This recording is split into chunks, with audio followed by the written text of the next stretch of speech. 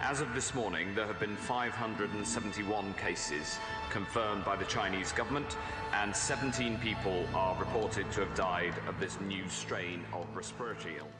Academic office.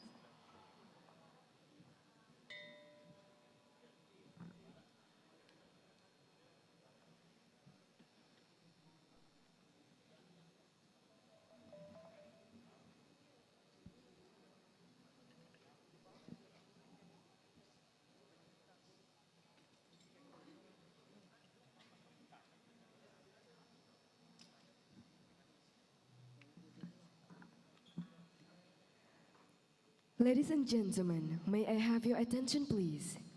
I am Amina Firasinta, the Master of Ceremony for today.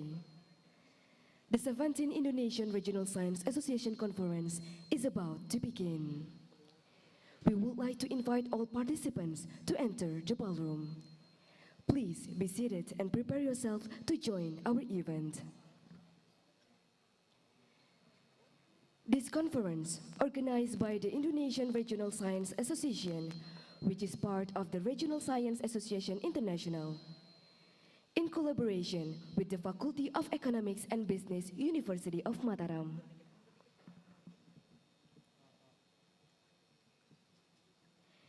This conference provides a great opportunity for participants to share their recent theoretical knowledge, research findings, and experiences in dealing with COVID-19 disruption and regional development in small islands economies. Ladies and gentlemen, this conference will feature international speakers who will present topics in plenary and special sessions.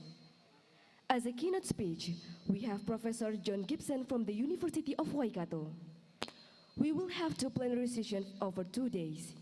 For today, as speakers, we have Ms. Alessandra Fagian from Gran Sasso Science Institute and Mr. Fakunari Kimura from Keio University, Tokyo.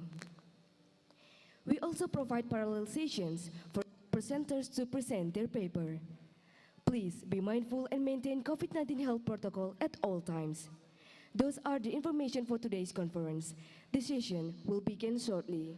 Thank you.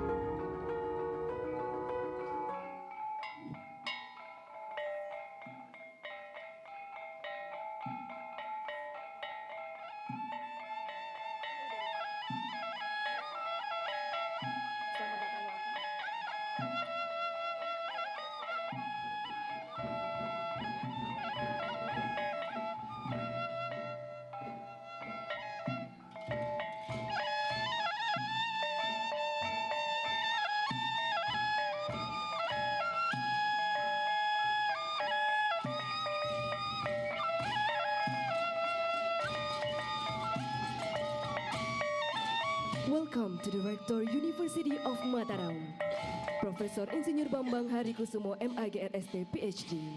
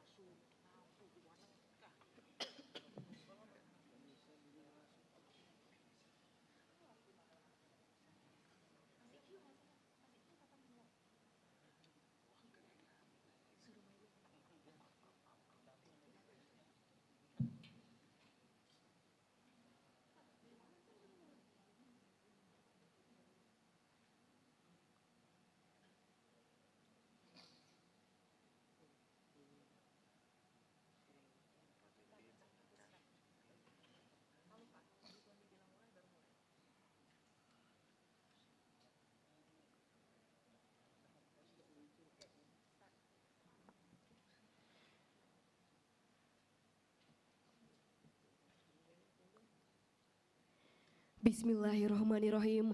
Assalamualaikum warahmatullahi wabarakatuh. Good morning, ladies and gentlemen. Shalom, Om Swastiastu, Namo Buddhaya, Salam Kebajikan. Honorable Rector of the University of Mataram, Profesor Insinyur Bambang Harikusumo MAGRST PhD. Honorable President of Regional Science Association International, Professor Budi Reso Sudarmo, PhD. Honorable President of Indonesian Regional Science Association, represented by the Secretary of Indonesian Regional Science Association, Dr. Alin Halimatus Syadia.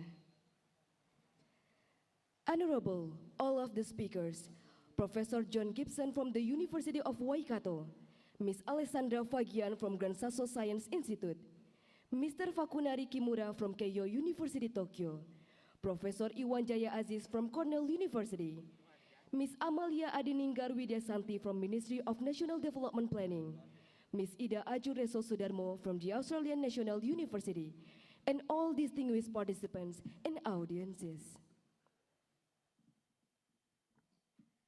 Excellencies, participants, ladies and gentlemen.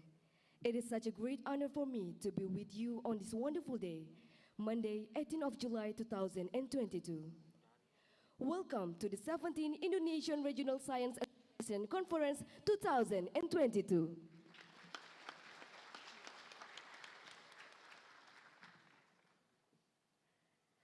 First of all, let thanks God Allah Subhanahu wa Ta'ala. Because of His blessing and mercy, we're able to attend this event without any obstacles and stay in healthy condition.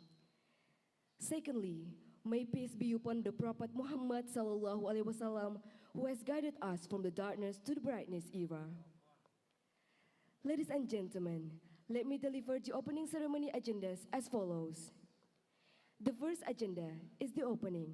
The second agenda is Al-Quran recital. The third agenda is singing the national anthem of Indonesia. The fourth agenda is speeches. The last agenda is cultural performance.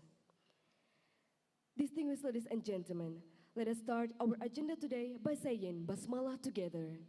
Bismillahirrahmanirrahim. Thank you. May God make our agenda run successfully. Amin. Ya Rabbal Alamin. For the second agenda, we will listen to the reciting of Holy Quran, which will be recited by Mr. Imam Maulana Malik Ibrahim. For Mr. Imam Maulana Malik Ibrahim, the floor is yours.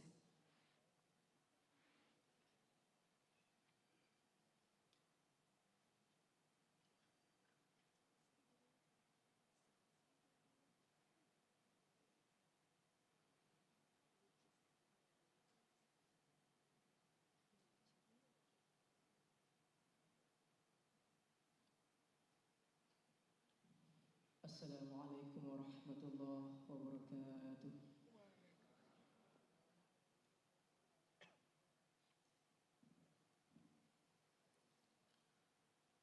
أعوذ بالله من الشيطان الرجيم.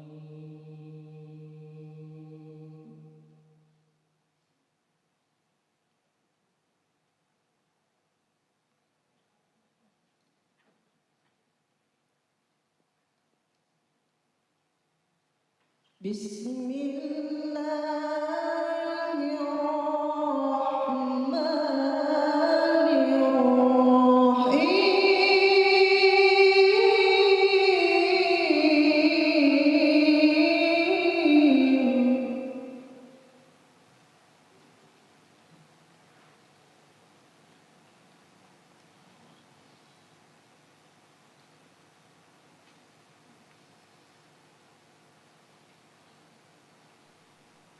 إن في خلق السماوات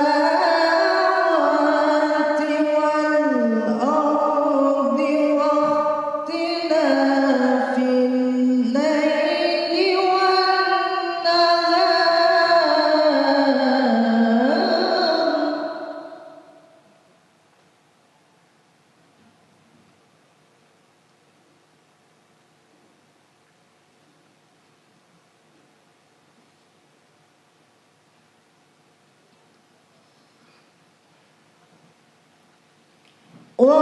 واختلاف الليل والنهار لآيات لأولي الألباب.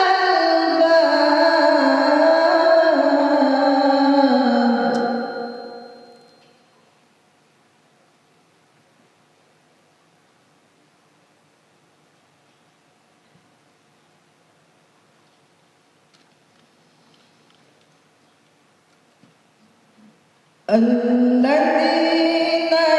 يذكرون الله قياما وقعودا وعلى جنوبهم.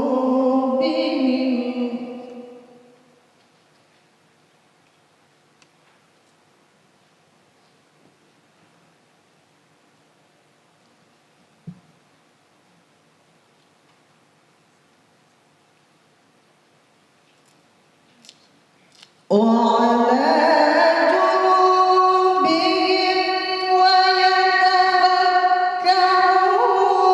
في خلق السماوات والأرض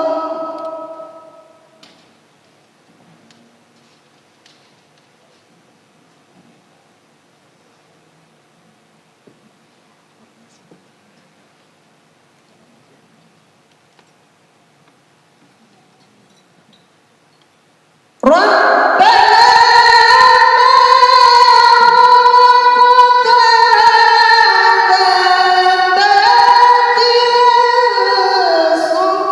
سبحانك فقنا عذاب النار.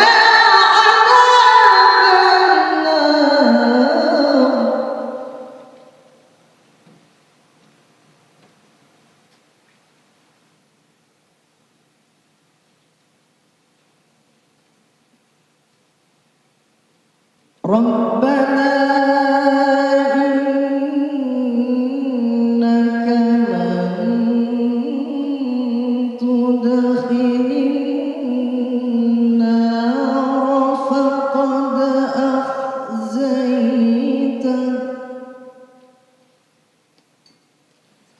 وما للظالمين من أنصار.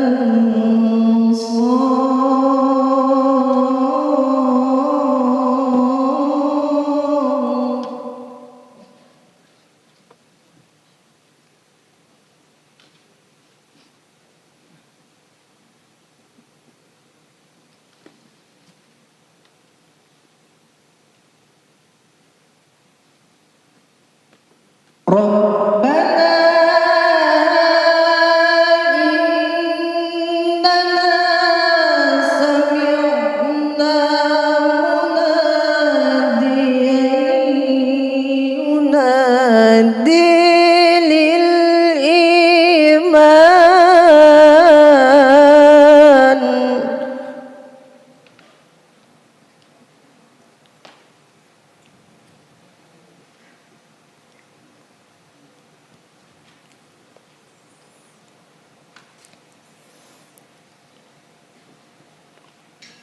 مناديا ينادي للإيمان أن آمنوا بربكم فآمنا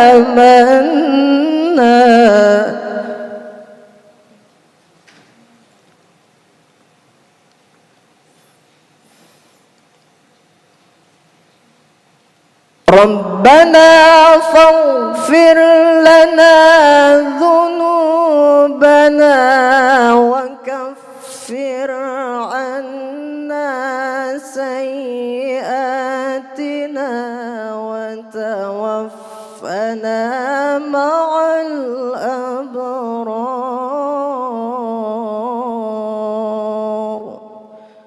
صدق الله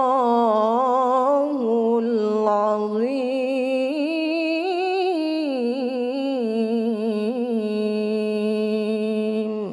السلام عليكم ورحمة الله وبركاته.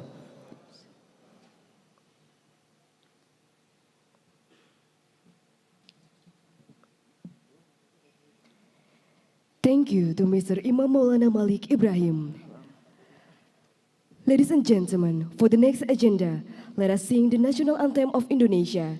Ladies and gentlemen, please kindly stand up.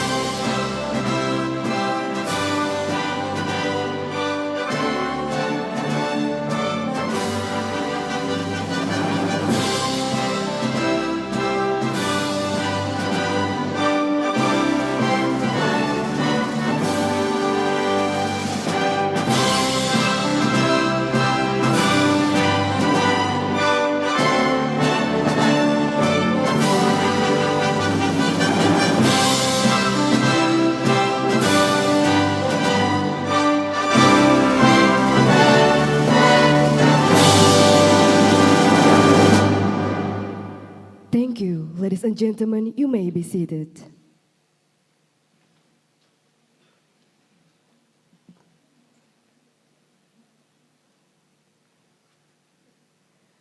For the next agenda, we will hear the report from the chair of the organizing committee. For Professor Mansur Afifi, the floor is yours.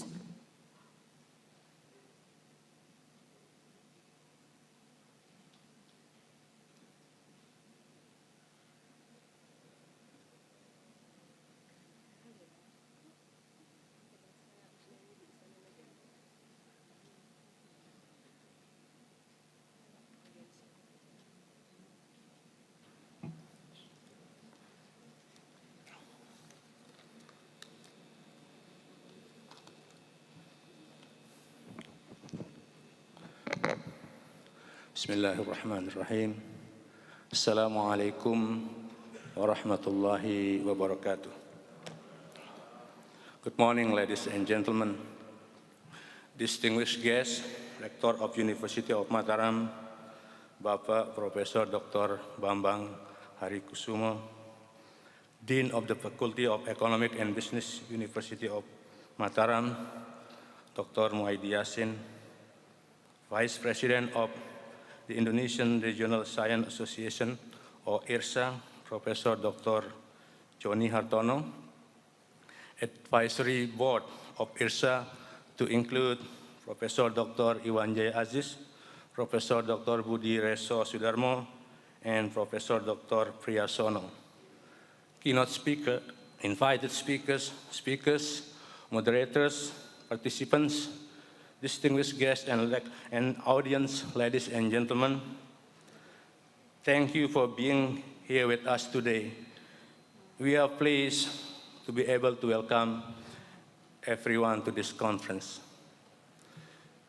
We are delighted that the Faculty of Economic and Business University of Mataram has collaborated with the Indonesian Regional Science Association to host the 17th Indonesian Regional Science Association International Conference on the gorgeous island of Lombok at a beautiful place here in Aruna Hotel Senggigi. The theme of this year's IRSA conference is COVID-19 Disruption and Regional Development in Small Island Economies. This conference is IRSA's main annual event that promotes the advancement of research across the country. The conference will facilitate open discussion and debates, knowledge transfer, policy formulation strategies, and networking among scholars and policymakers. Each year since its establishment, the IRSA annual conference has been attended by a large number of academicians and researchers, policymakers from numerous Indonesian institutions and foreign institutions as well, government officials, students, non-government organizations, representatives of international organizations, and interested parties from other economics and regional planning societies. Fortunately, our conference today has attracted the largest, reaching 500 registered participants. We have also received 397 submitted abstracts and decided on 258 abstracts for oral presentation and 78 abstracts for poster presentation. Over the next 2 days of the conference, we will have a keynote speaker, 4 invited speakers, a book discussion, and presenters from the call for the paper, which will be organized in the form of both the plenary session and parallel session. All plenary and most parallel session will be taking place here in Aruna Hotel. Meanwhile, some parallel session will be administered in the neighboring hotel of Montana.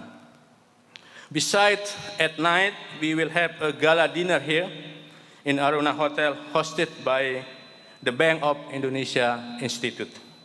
Pak Rektor, distinguished guests, ladies and gentlemen, during the last 2 days before the international conference, in collaboration with JPAL, or Abdul Latif Jamil Poverty Action Lab, Southeast Asia, and Faculty of Economics and Business University of Indonesia, Center for Economics and Development Studies, University of Pajajaran, Indonesian Regional Science Association, and University of Mataram conducted 4 kinds of pre-conference workshop or trainings on 16th and 17th of July 2022.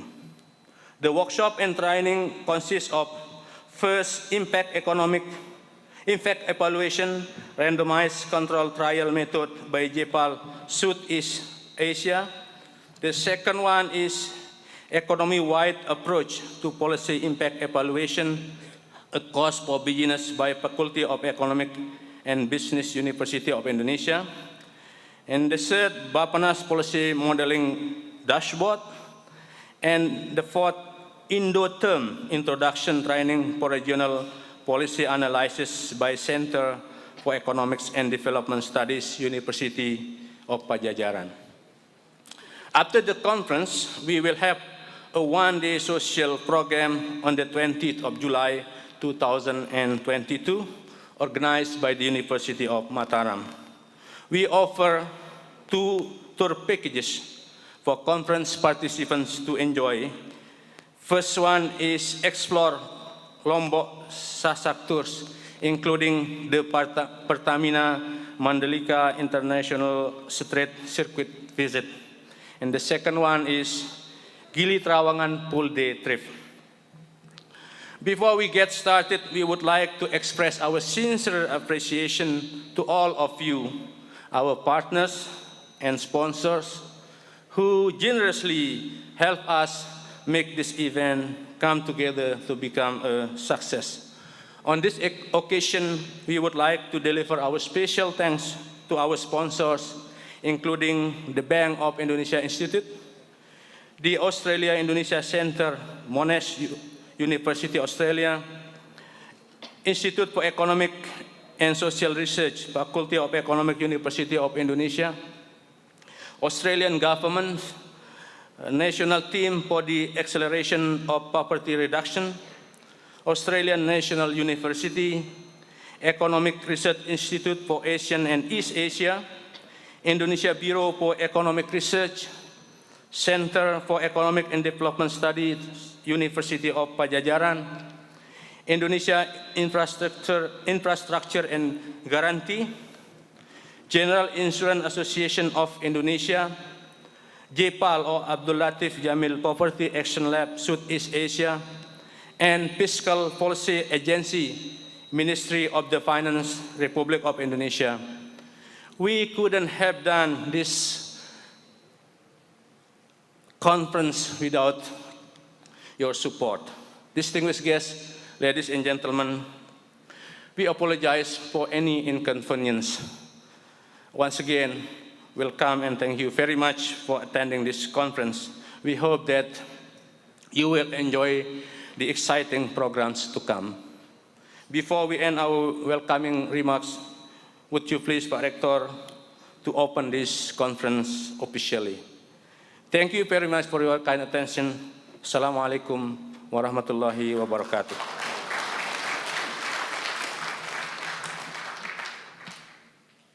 Thank you, Professor Mansur Afifi.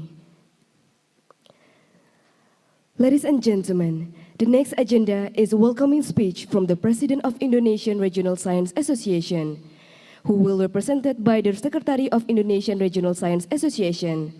To Dr. Alin Halimatus Shadia, the floor is yours.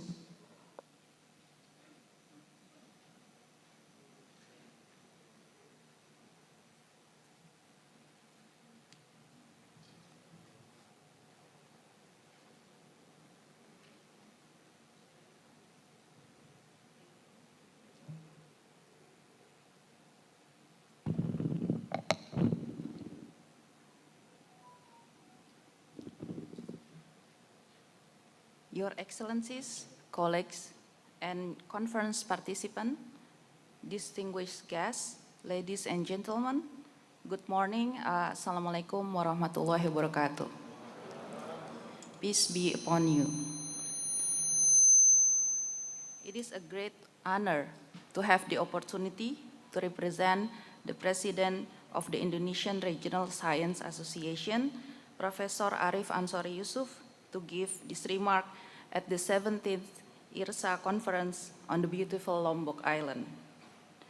Last year, Gajah Mada University hosted a successful event, the first and only virtual IRSA conference.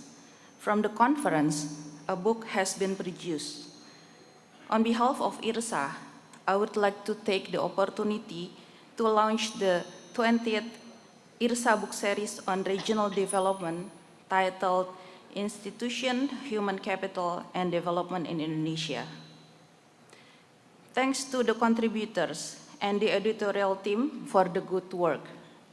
Previous IRSA conferences have also produced books on various topics on local economy and development. The books are available online for free in Google Play Store. Since the first IRSA conference in 1998, the IRSA conference has been expanding and getting more attention from scholars, both Indonesian and international, and policymakers.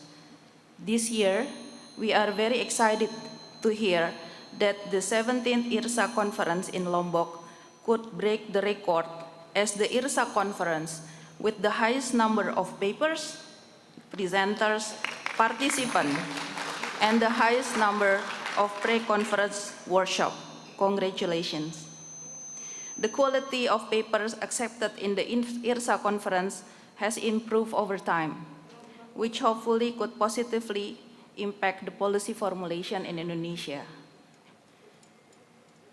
We would like to give the highest appreciation to the organizing committee from the University of Mataram that makes this event possible and hopefully successful until the end of the program. Special thanks to Professor Mansur Afifi and Dr. Deswandi, who act as the chair and co-chair of the organizing committee, and all the team for the hard work. We would like to thank the Rector of University of Mataram and the Dean of Faculty of Economics and Business, University of Mataram, for attending and supporting this event. We received a lot of support from many institutions this year. Thanks to AREA, BI Institute, the Australia Indonesia Center, PT PII, Bappenas, Kementerian Perencanaan Pembangunan Nasional, Asosiasi Asuransi Jiwa Indonesia, CIDS Universitas Pajajaran, IBER, GIZ, JPEL, Badan Kebijakan Fiskal Kementerian Keuangan, LPM FEB Universitas Indonesia, ENU, TNP2K, and the Australian government. Closing this remark, I wish you all have a fruitful discussion, expand your network, and get the opportunity to explore this beautiful island. Please follow the health protocols, keep safe and healthy, and enjoy the conference. Wassalamualaikum warahmatullahi wabarakatuh.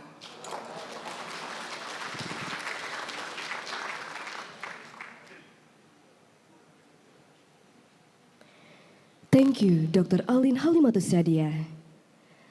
Ladies and gentlemen, the next agenda, we humbly present the Rector of the University of Mataram, Professor Insinyur Bambang Hadikusumo, MAGRST, PhD, to deliver a welcoming speech as well as officially open today's event.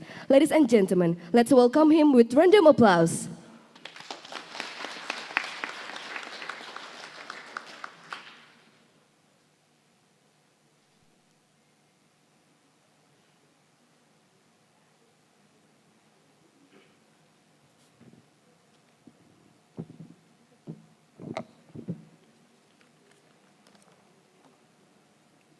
Bismillahirrahmanirrahim. Assalamualaikum warahmatullahi wabarakatuh. Good morning. May God bless us. Alhamdulillah wa syukurillah. Let us thanks to God that without His blessing, we cannot attend this conference in this beautiful location, this beautiful island, Lombok Island.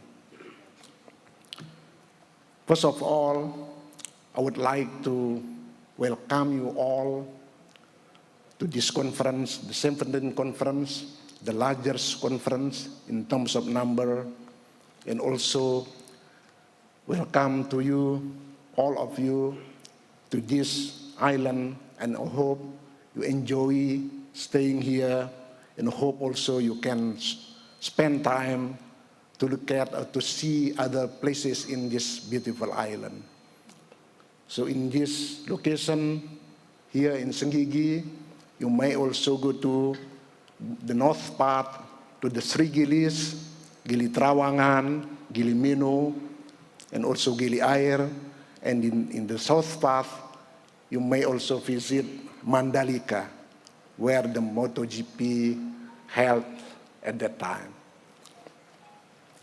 Ladies and gentlemen, respected speakers, Professor Iwan Jaya Ajis from Cornell University. I have heard this name, but I haven't seen directly the man, the great man. So could you please stand up, Professor Iwan Jaya Ajis?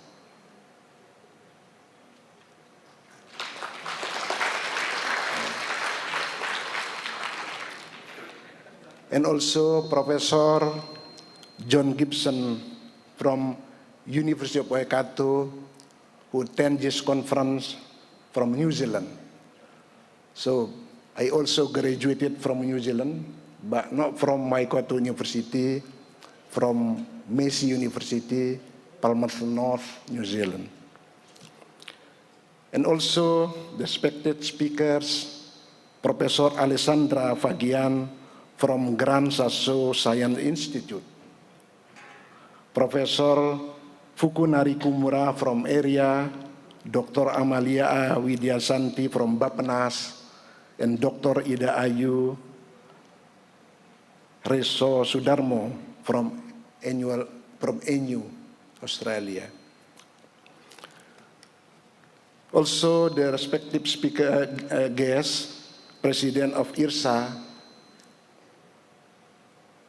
and President of RSIA, Professor Budi Reso Sudarmo, and all of my colleagues from University of Mataram, Vice Rector, Dean, and also the committee of this conference.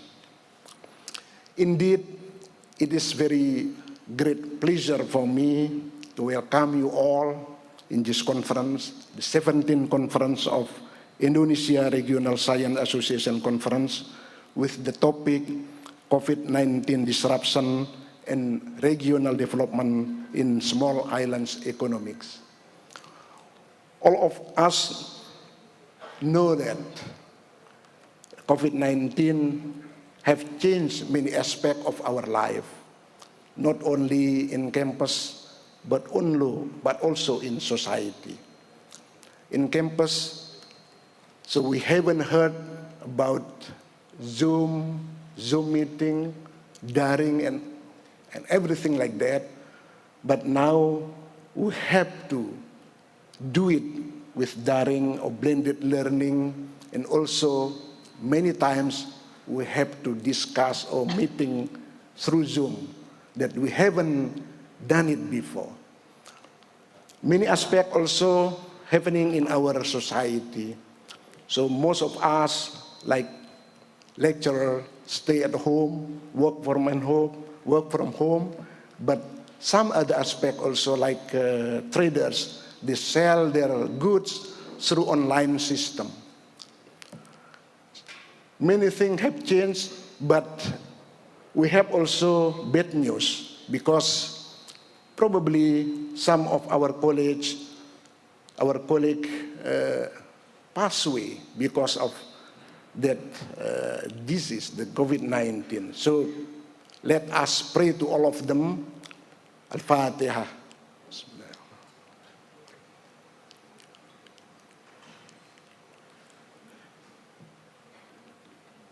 Not only the sad news of this COVID-19, but also we have the good news. The good news is, by experiencing this COVID-19, so we have to change our system. A lot of us now familiar with daring, Zoom meeting, and also a lot of us now familiar with online banking, online trading, and everything's online. So IT will be one of the driver that help us to cope with this situation.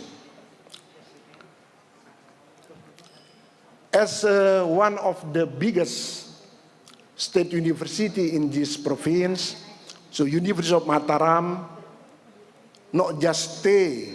So we really, at that time, contribute how to cope to the COVID-19. So that's why we produce Riga. Riga is the first COVID test, the first COVID product produced in Indonesia.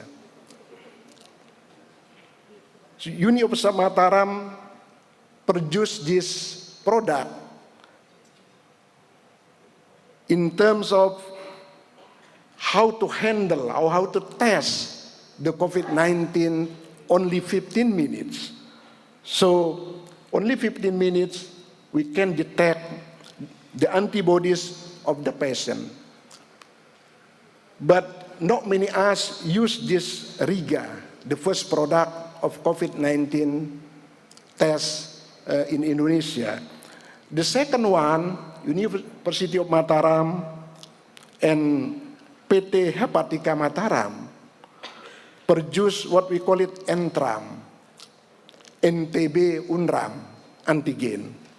So this second generation COVID rapid test can detect with the higher level of specificity compared to Riga. But then we improve the NTRAM, and then the next generation of NTRAM can detect virus 19 earlier. So this kit can detect the presence of SARS-CoV-2 antigen faster than Riga. And then it can detect also the antibodies of patient bodies. And then we also have a program held by our colleagues in the University of Mataram, what we call it self-isolation program. And also the next one, Faculty of Engineering produce alcohol. Probably we are familiar with alcohol, but at that time it is very difficult to get alcohol. So that's why we produce and then we collaborate with SMS, PT SMS, yeah, in Dompu, in Tambora. They send us the sugarcane, and then we produce the alcohol, and then University of Mataram can help the scarcity of alcohol at the time, and then we can produce the kit that we can sanitize hands or things like that. Ladies and gentlemen, we believe that this conference will contribute to the increase of more innovating regarding COVID-19 and also for regional economy, especially in small island.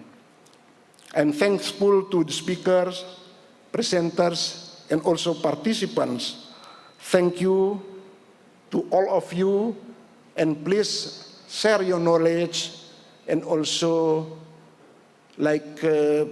give the best in this conference so we can handle this COVID-19 in the future. We can improve our economy, and also we can make our life better, because now without vaccines we cannot sit down like this.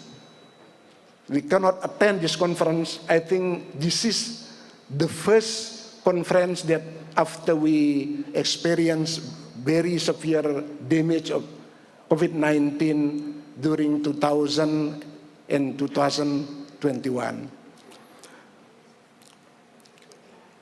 So with the greatest name of Almighty God, wabillahi taufiq wal hidayah, wassalamualaikum warahmatullahi wabarakatuh. Please enjoy the conference, and then please also enjoy this beautiful island, and I hope you are happy, you are very happy, to stay here during this conference, and I hope also you may share things that we can also use to improve our condition in the future. Thank you, thank you, thank you. Assalamualaikum warahmatullahi wabarakatuh.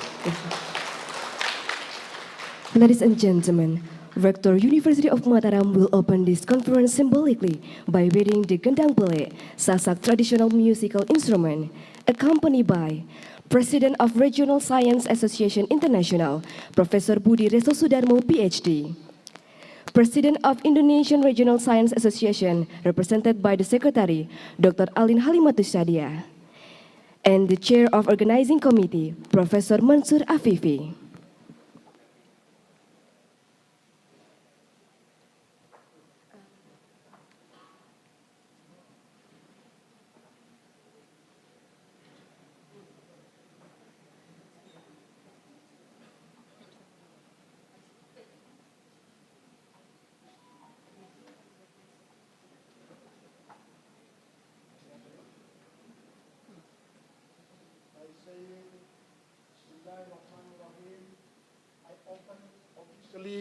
This conference.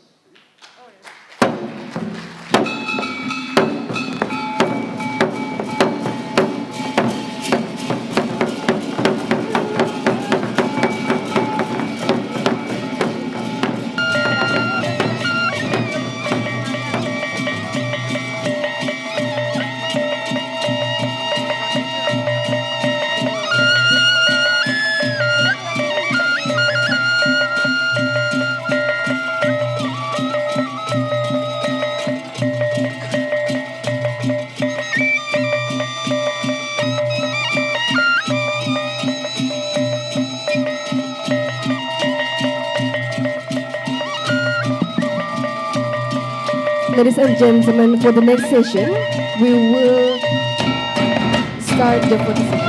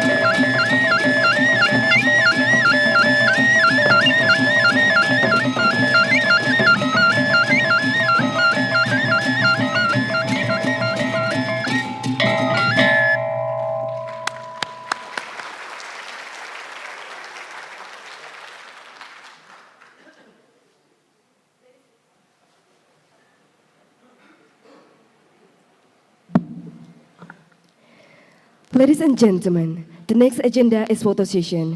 We invite the Rector and the Vice Rector of University of Mataram, President of Regional Science Association International, President of Indonesian Regional Science Association represented by the Secretary, and the Chair of Organizing Committee to take a picture together. And also we invite the Dean of the Faculty of Economics and Business University of Mataram.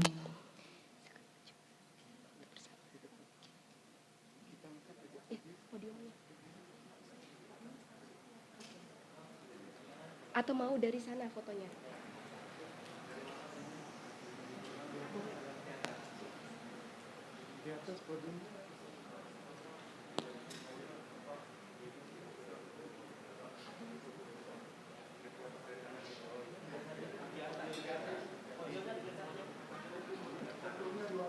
Fotonya bapaknya menghadap.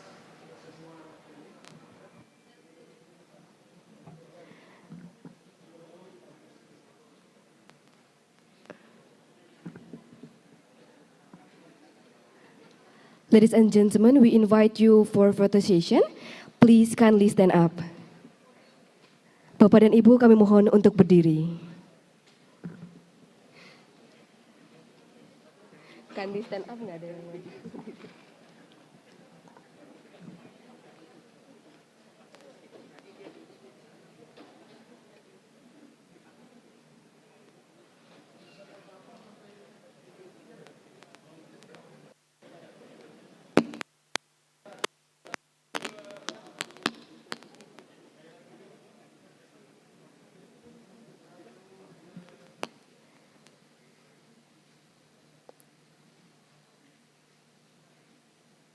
Boleh Fira-arahin nggak ya?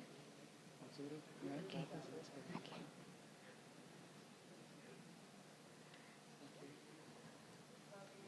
Oke. Boleh undang Jaya? Boleh undang. Ladies and gentlemen, please with the hand L for Lombok.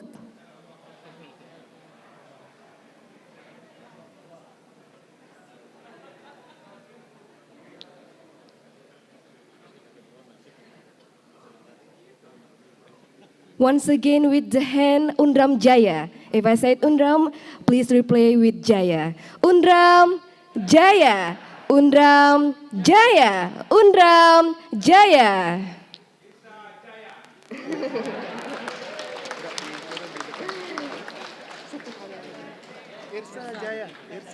Okay, once again with Irsa Jaya. Irsa Jaya. Irsa Jaya. Irsa Jaya.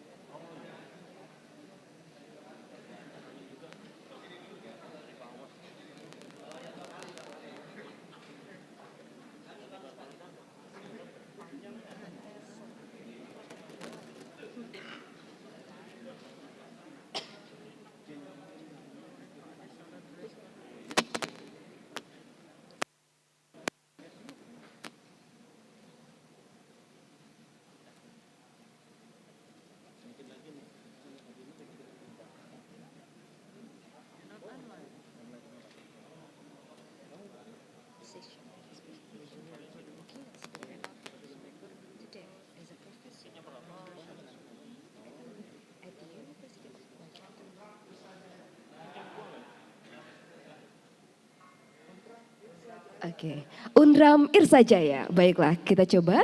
Undram Irsa Jaya. Undram Irsa.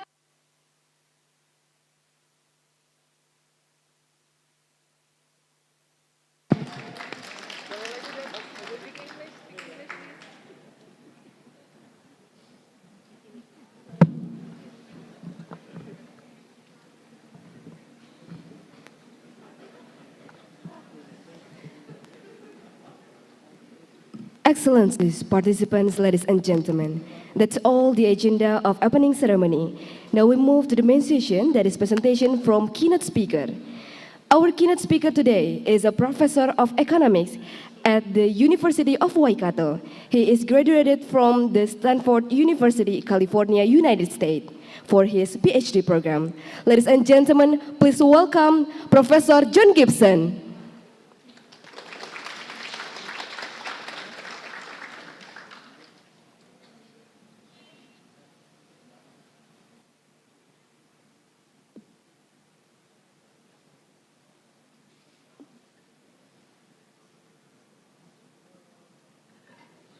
Good morning. Can I just check that the sound is coming through fine?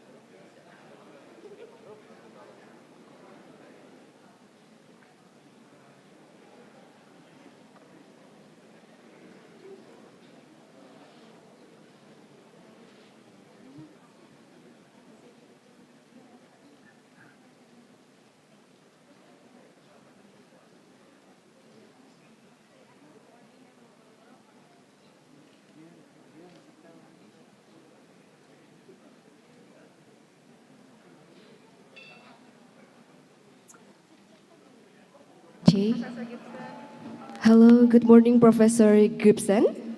Good morning. May I start to share my screen? Okay. We cannot hear your voice in this room.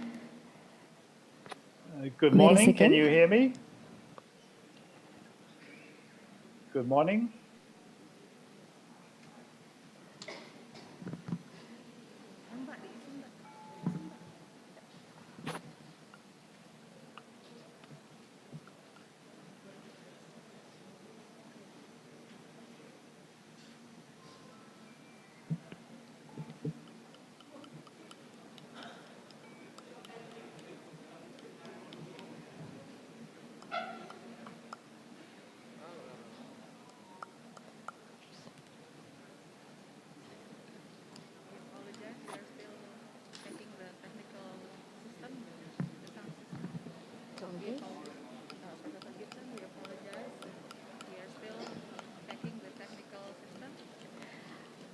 Professor Gibson, we apologize. We're still taking the technical.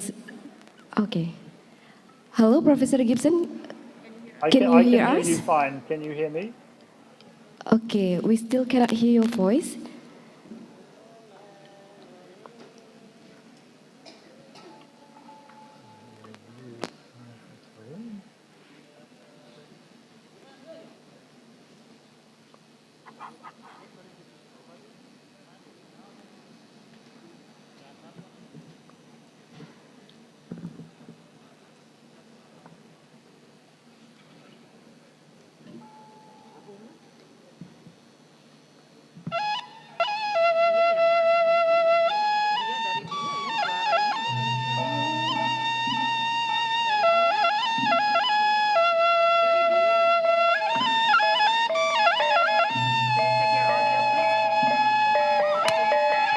Professor Gibson, can you check your audio, please?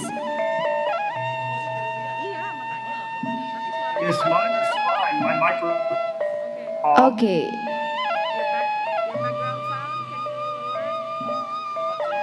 Your background sound, Professor Gibson, can you lower the background sound? I have no background sound. That's coming from your end. Okay. Now we can listen your voice, Mr. Okay. Can you check? Are we fine? Are we fine to start now? Okay, thank you. We can hear your voice now. You can start, May Professor I Gibson. share my screen as well, please? Yes. Okay. Great, thank you very much. And so thank you very much to the organizers. My congratulations to the dignitaries and to the attendees for running such a large conference in these circumstances. Let me just, I already had shared, I enjoyed listening to the opening speeches for the last while. Can I just clarify the timing, which seems to have been a little different than I was informed about? Are we still having 40 minutes?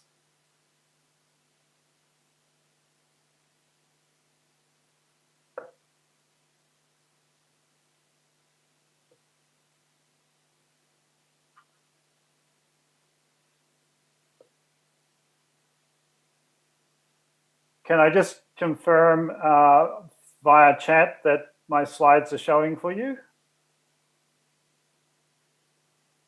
Please, can someone just reply to let me know if you're both hearing me and seeing the slides?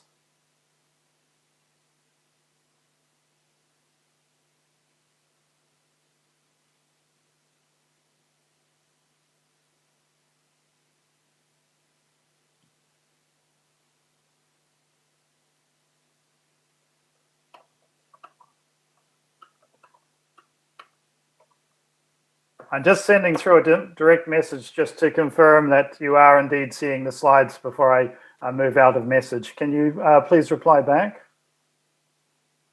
Yes, okay, thank you very much. Okay, so I'm going to pause that. And so I'm going to assume that there are 40 minutes. The timing was a little different than I was understanding, but I'll just go ahead and let me know if that's running too far for you, okay? Okay, so I'm very pleased to have the opportunity to speak to you. I hope at some future occasion I can attend in person. Given the emphasis of the conference on small islands, I thought it would be useful to discuss this issue of disconnectedness during the pandemic. And normally in regional Sorry, science... sir, we cannot see your slide. Maybe you can share again the slide. Certainly.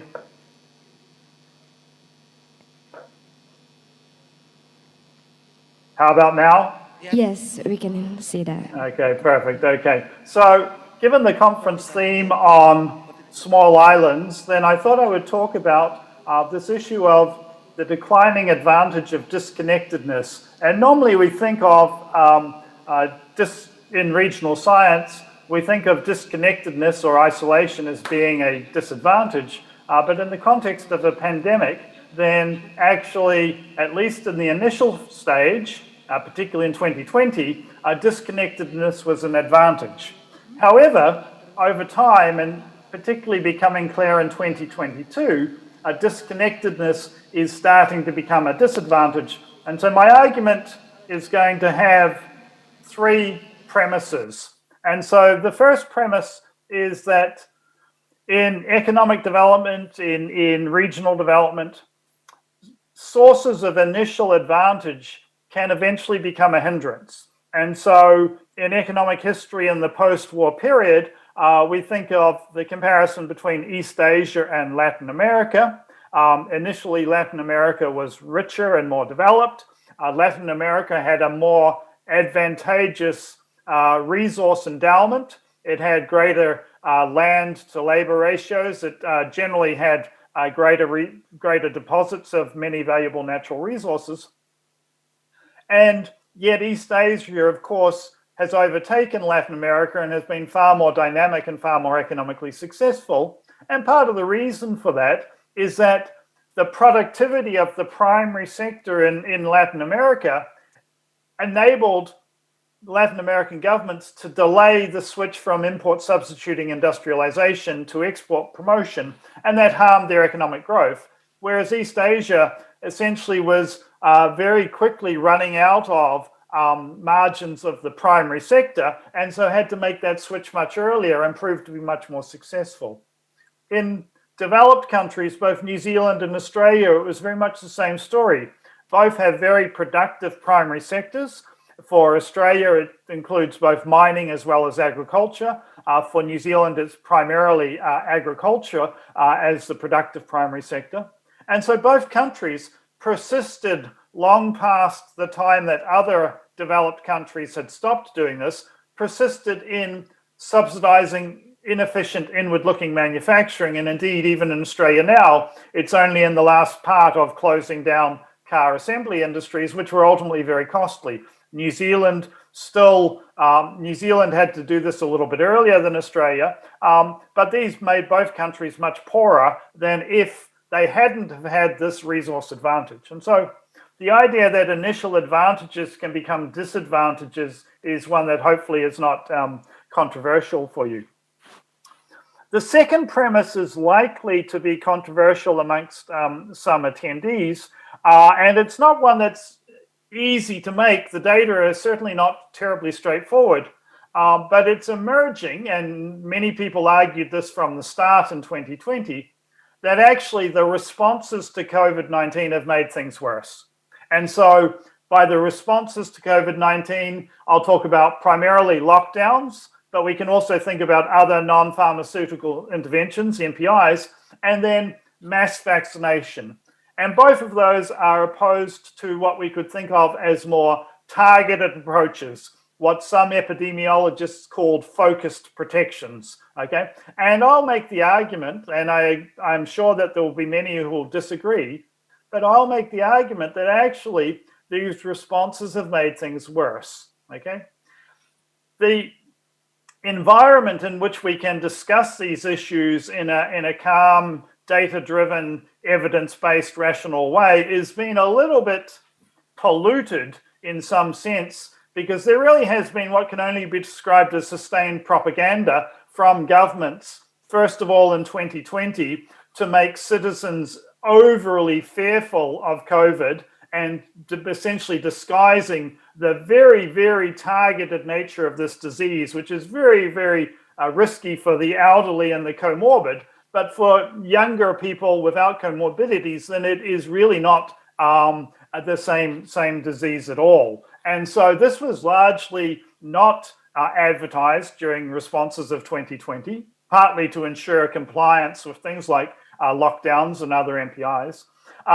And as we know from thinking about things in political economy or public choice ways, any sustained intervention and the interventions we've seen with respect to the response to COVID are very much this, have created winners and losers. And now that there are coalitions of winners, this also makes it more difficult to have a calm, data-driven discussion here.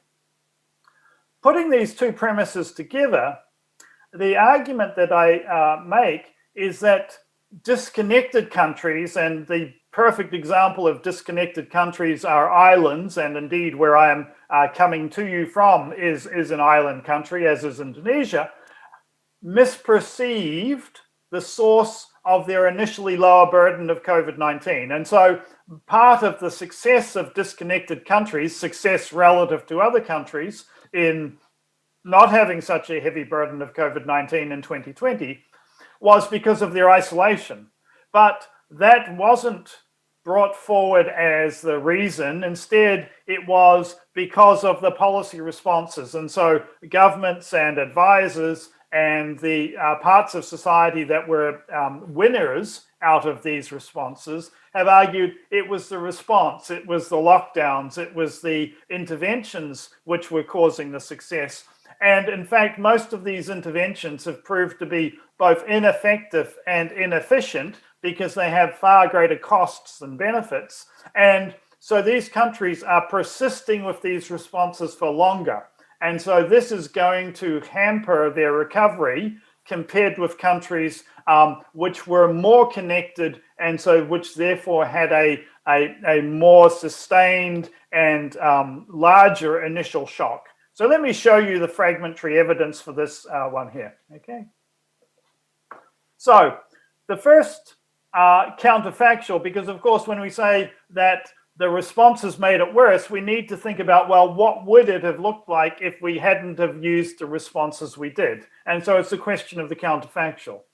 Well, one counterfactual we can look at is previous pandemics. And so previous pandemics with data available are the 1957-58 and the 1968-69 influenza pandemics.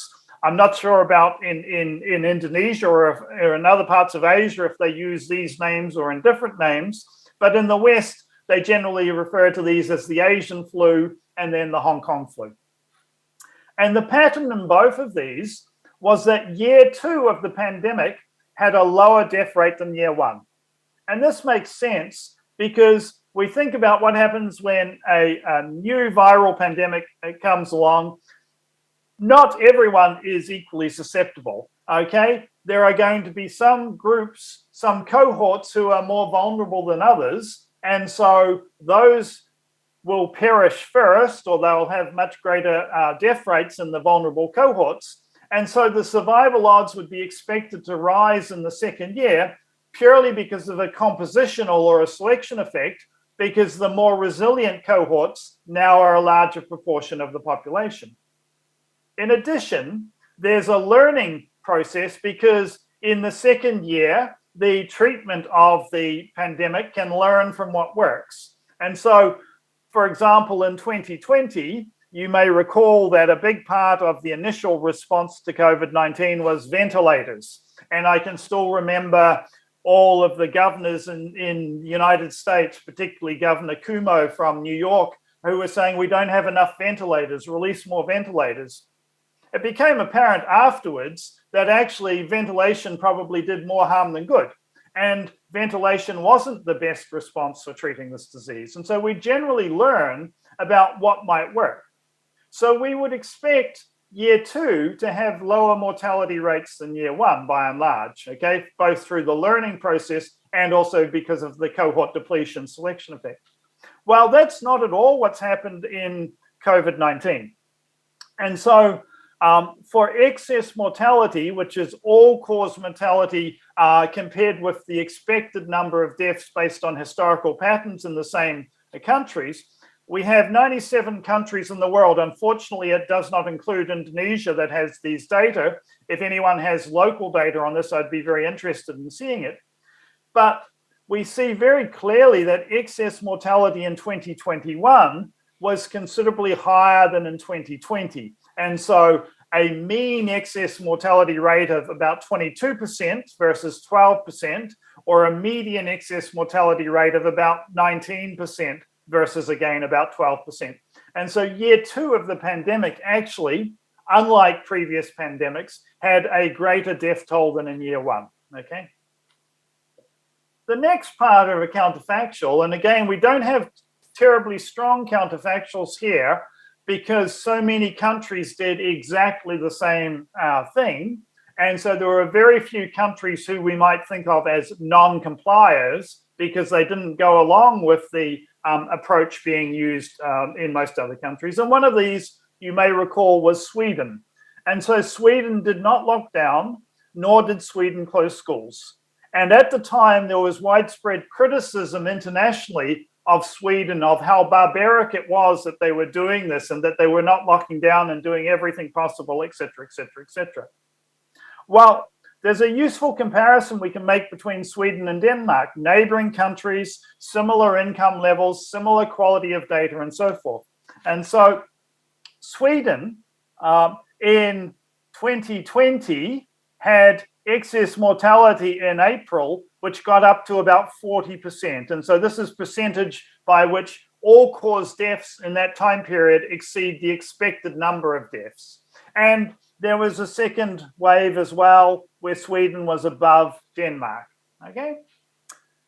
Look what's happened going through until 2021, 2022. Well, the situation is reversed, and now the area over here by which the all-cause mortality, the excess mortality, in Denmark exceeds Sweden, now this area here is equal to the sum of these two areas here. Now, of course, one might use a discount rate and say that deaths in 2021 and 2022 should be discounted a little bit versus deaths in 2020 because it means people lived a year longer. But given the divergence between these as we go forward, it's entirely possible that actually Denmark will see more excess mortality than Sweden. I've also seen comparisons between Singapore and Sweden, and again, the claim has been made that actually the cumulative excess mortality in Sweden is now no higher than it is in Singapore, despite Singapore being much greater degree of response stringency. And in this talk, I'll sometimes use the Oxford Coronavirus Government Response Tracker from the Blattnick School of Government. And just to show you what this tells us, the maximum response stringency of Indonesia was 81. New Zealand, where I'm from, had the strictest lockdown in the world in March and April of 2020. It was 96 out of 100. In Denmark, it was 72, so not as strict as either Indonesia or New Zealand. But in Sweden, it was only 46, right? And so the response stringency was much more stringent, much more restrictive in Denmark than in Sweden. Initially, it seemed that Denmark was doing much better than Sweden, but actually that situation is now reversing, okay? And indeed, this is what the Swedish authorities at the time said. They said, you know, come and check in 2 years rather than making an instant judgment here. One more along the same lines, where I'm located, which has exactly the opposite pattern of Sweden. And so New Zealand essentially entirely disconnected from the world in March and April of 2020. An extremely strict lockdown. Almost all businesses were closed. All schools and universities were closed. All arrivals had to go through a 2-week managed isolation and quarantine. Citizens could not return from overseas in violation of various UN charters and bills of rights and so forth. Now, it is certainly true that in the aftermath of those very strict regulations, there was some reduction in excess mortality. So there was a mortality deficit. And here, these are deaths per week. And in New Zealand, deaths per week range between 600 and 750, 600 in the summer, which is the safest time to be alive, and 750 right about this time of year, which is when winter influenza and other viral diseases and essentially just cold weather will cause a few, about 100 to 150 more people per week to die than in the summertime. So these numbers here are numbers over and above or below the expected number of deaths per week. And so for a while, deaths were running about 100 per week lower. That lasted for about 5 months. Then there was some rebound, but not enough rebound to outweigh it.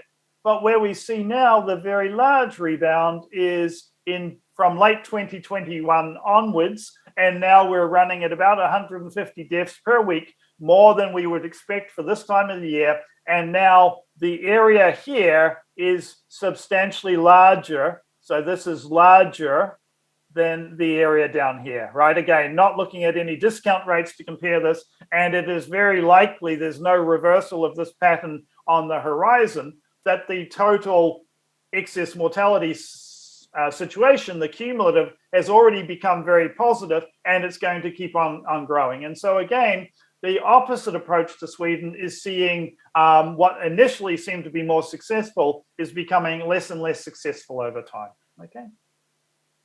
And the economics literature, at least, is beginning to recognize this. And so I just point you, and so my last slide has a set of references, so I won't go through these in much detail, but there's a comprehensive review by Douglas Allen, which just came out earlier this year, which showed that the early studies typically overestimated the benefits and they underestimated the costs. And the early studies were mostly based on assumed trajectories of infections, based on computer modeling. They were based on data on cases, which we know are unreliable because they depend on testing intensity.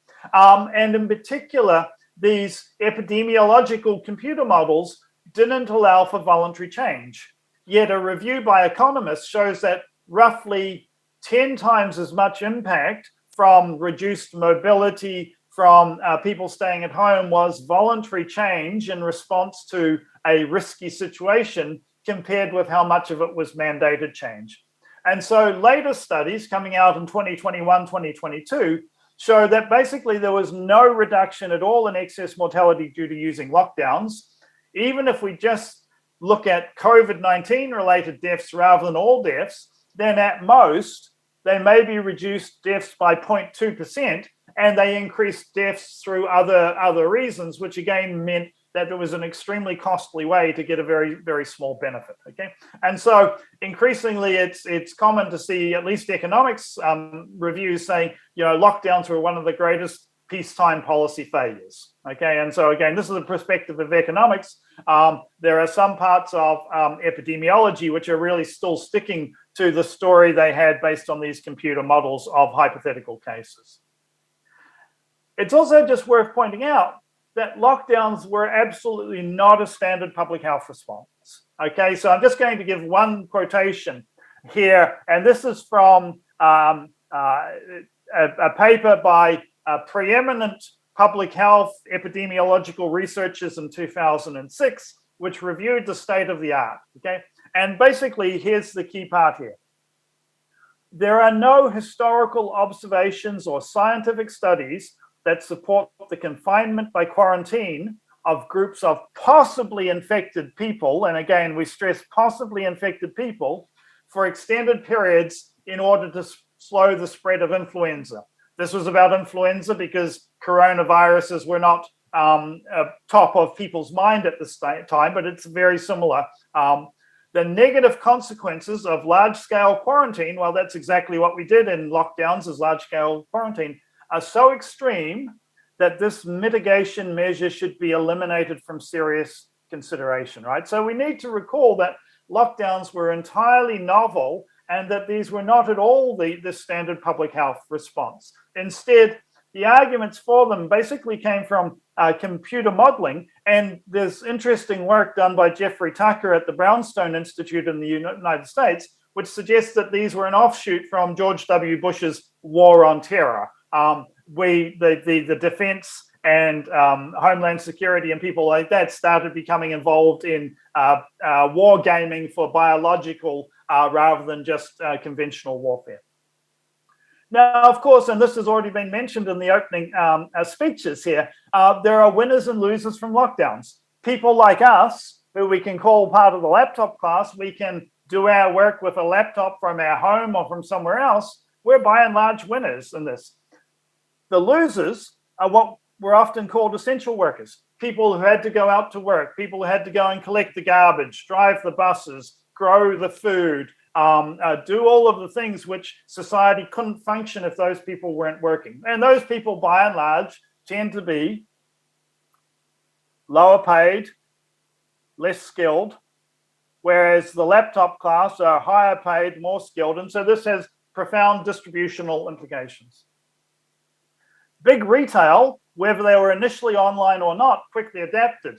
The people who found it much more difficult, who had their businesses in many cases destroyed, were what in the United States they'd call mom and pop stores, very small stores. Teachers, by and large, were winners from this. Indeed, in many countries, the teachers' unions were some of the strongest people pushing for more lockdowns, repeated lockdowns. While students have been unequivocally losers from this, they either had no education or had a very suboptimal education, because if online was truly more productive than traditional, we would already have been doing it. And so the fact we're not is we've got whole cohorts of students who've been given a very suboptimal education. Economists were losers. Almost no countries had economists highlighted in their responses, carefully considering costs and benefits. The winners were epidemiologists and perhaps unfairly, what we can call corona astrologers. And so these were people making these models of case numbers. And in New Zealand, they were a mathematician and a physicist. In the United Kingdom, Flaxman was a computer scientist, and Ferguson, the original Imperial College, is a physicist originally. Okay, and so these were people who don't normally compare costs and benefits, people whose profession compares costs and benefits, thinks about unintended consequences, were really not at the highlight at all. And then the last one I'll just bring out is proponents of UBI, Universal Basic Income, and modern monetary theory. While we had large-scale experimentation with paying people to stay home and to produce nothing, and it was argued that governments could do this by the fiscal authorities simply issuing bonds, which the central bank then bought from the fiscal authorities, and we could do this for essentially unlimited amounts. And of course, who's the losers from this? Well, the losers are people vulnerable to inflation because there are entirely predictable inflationary consequences from this. And just to note, because we've got a group of winners here, well, that's now created a coalition, a constituency for pushing for future lockdowns whenever the health systems are pressured. And so we're seeing this process going on, at least in the developed countries again now. Just as a very brief aside, because at the moment all around the world, governments are saying, oh, inflation, where did this come from? Oh, it's Putin's tax. If you look at Joe Biden, it's greedy capitalists. If you again look at Joe Biden in the US saying, where do we put the inflation blame on? Well, this was an entirely predictable consequence of unsustainable money supply growth during and after lockdowns. So here I'm just showing you narrow money M1 in New Zealand. And in New Zealand, pre-lockdown, the lockdown in New Zealand came at late March 2020. The money supply was growing at 0.8% per month, this blue jiggly line with the straight line trend here, which implies that every 8 years, the money supply doubled. Now, the New Zealand real economy isn't productive enough to double every 8 years, but New Zealand runs very large scale, or was running very large scale inward migration, increasing the population by 1 to 2% per year from inward migration. So actually, real goods and services allowing for the expansion of the population from large scale migration, inward migration, was actually growing not that much slower than this. And so this was a little bit inflationary. And in New Zealand, the inflation target is historically 2%. Now it's between 1 and 3. What happened during lockdown and afterwards? Well, the monetary policy authorities just greatly increased the money supply to a rate of doubling of every 3.3 years. At the same time, the real economy had substantial supply constraints from the breakdown of the supply chain and from people staying home because of lockdowns, or increasingly because of tests and isolation and so forth. And so this could only be inflationary. Okay, and so we should be not at all surprised when we see inflation throughout the world. And yes, I'm sure the Ukraine war has some impact on it, but it was a consequence essentially of decisions made in 2020. Okay. Now, so that's part of why the responses made things worse. The other part, and this is the only part where I'll talk specifically with data from Indonesia, is that there was a huge misperception of risk.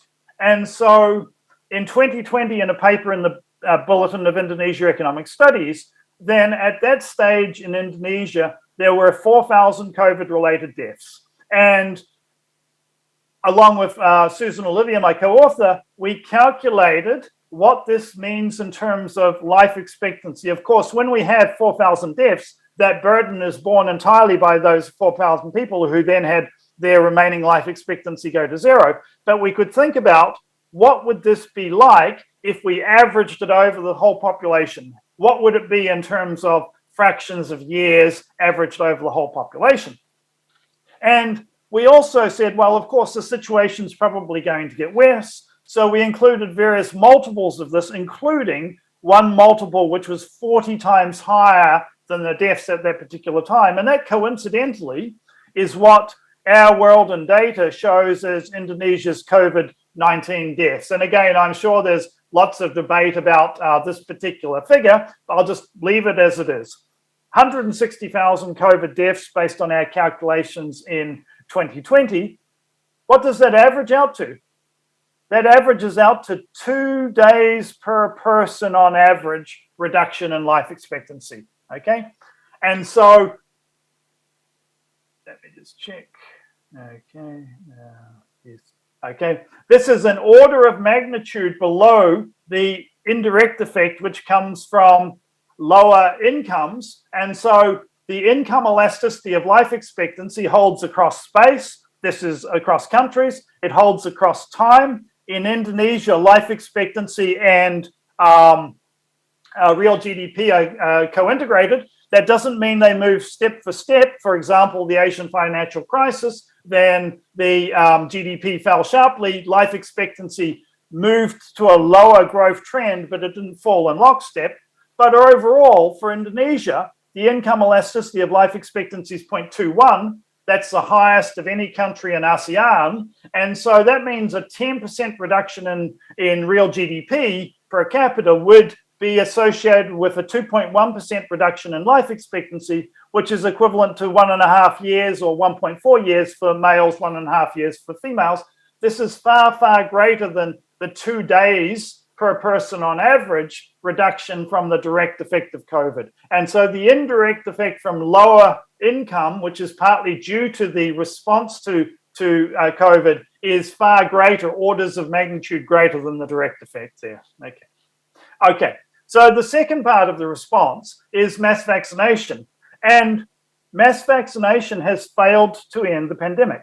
Okay. And so we need to, first of all, note that the randomized control trials for the COVID-19 vaccines had very limited aims. Okay. The aims were not to test if they reduced transmission or infection.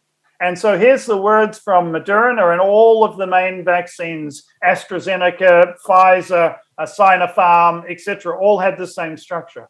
Our trial will not demonstrate prevention of transmission because in order to do that, you have to swab people twice a week for very long periods, and that becomes operationally untenable.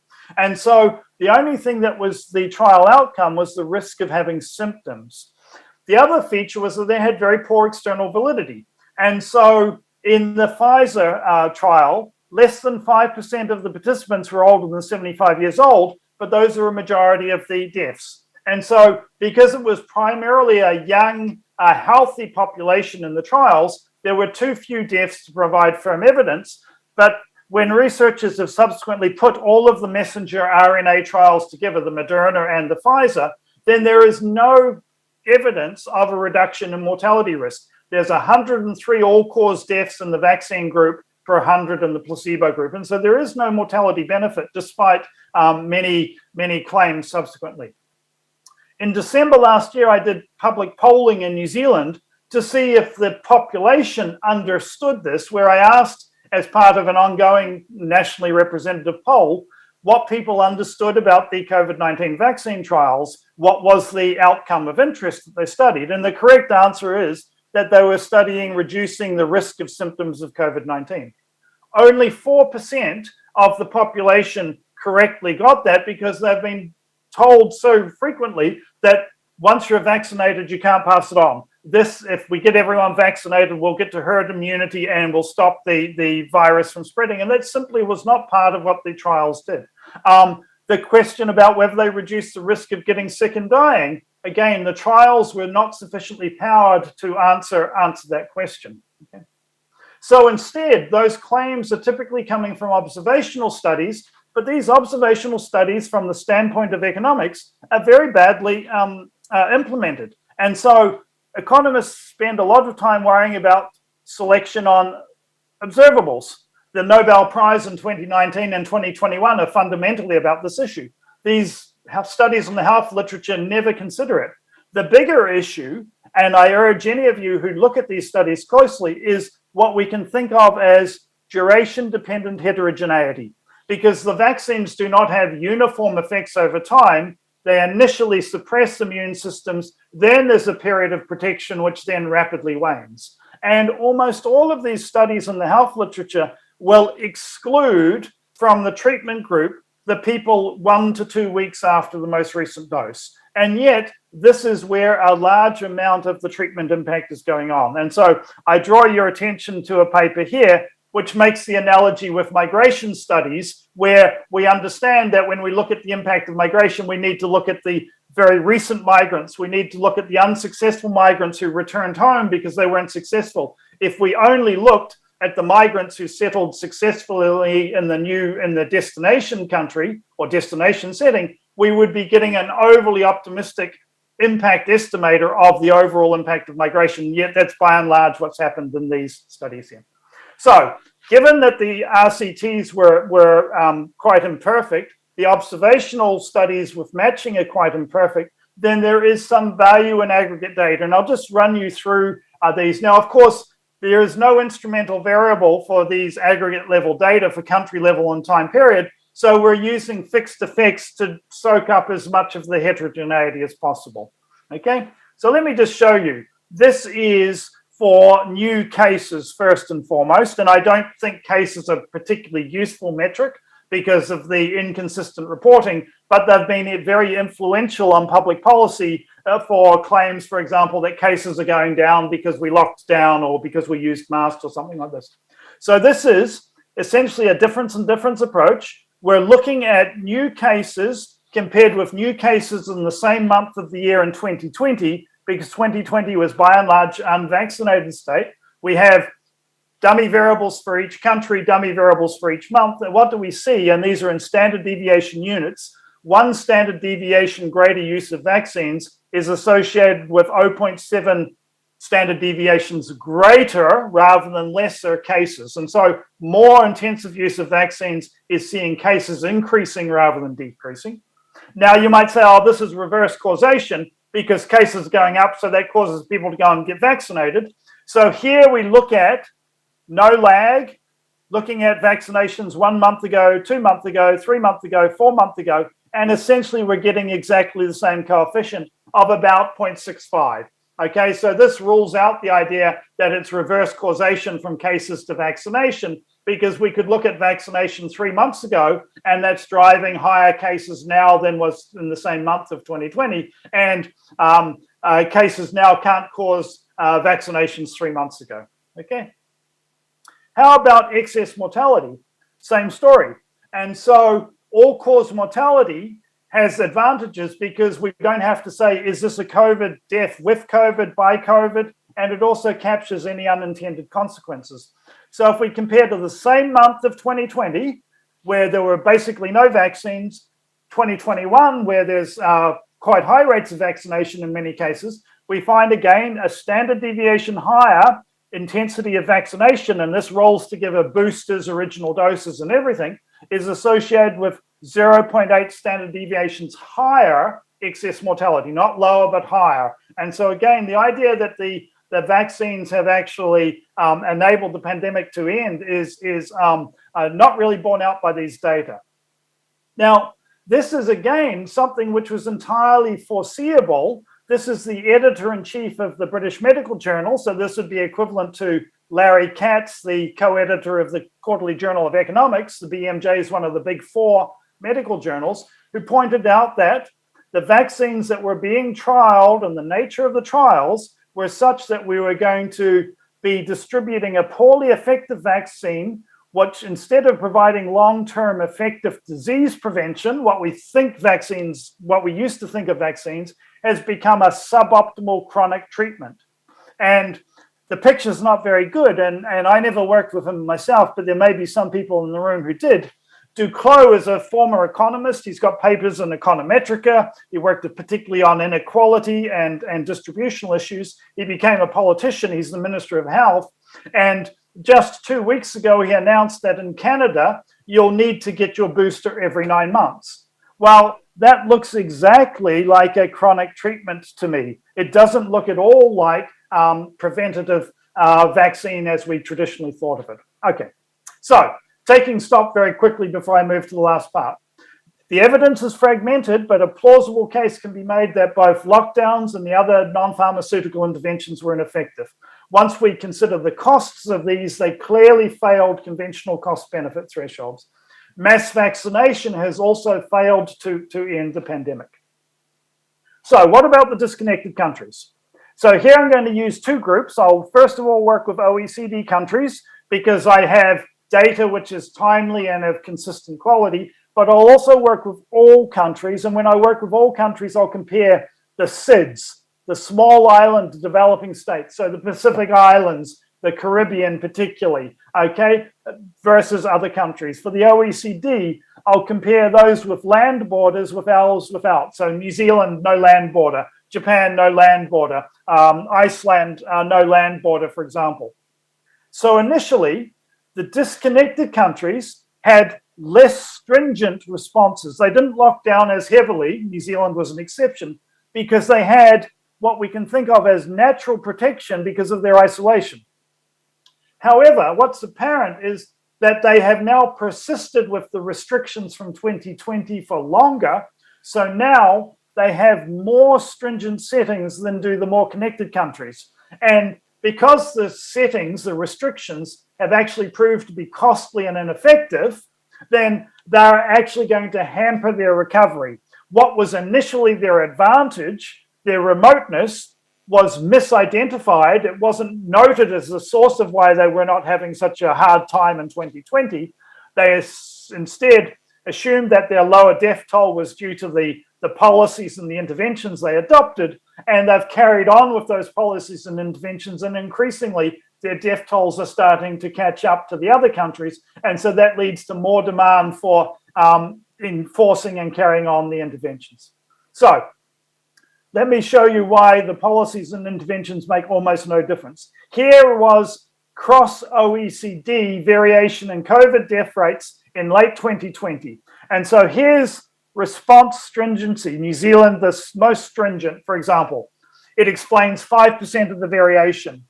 Population density, whether you're living in urban areas, whether your hospital system has a lot of beds per capita, they explain 5-6%. The number one factor explaining which countries were having lower death rates initially was the countries who were islands. And so this explained 50% of the variation of death rates across countries. Now, what happened over time? Well, here I'm going from December 20, February 21, April 21, so every 2 months through until last month. And this is the coefficient. Think of this as the protective coefficient. So deaths were 2.5 log points lower in island countries, holding everything else constant. And this stayed pretty constant across 2020, 2021.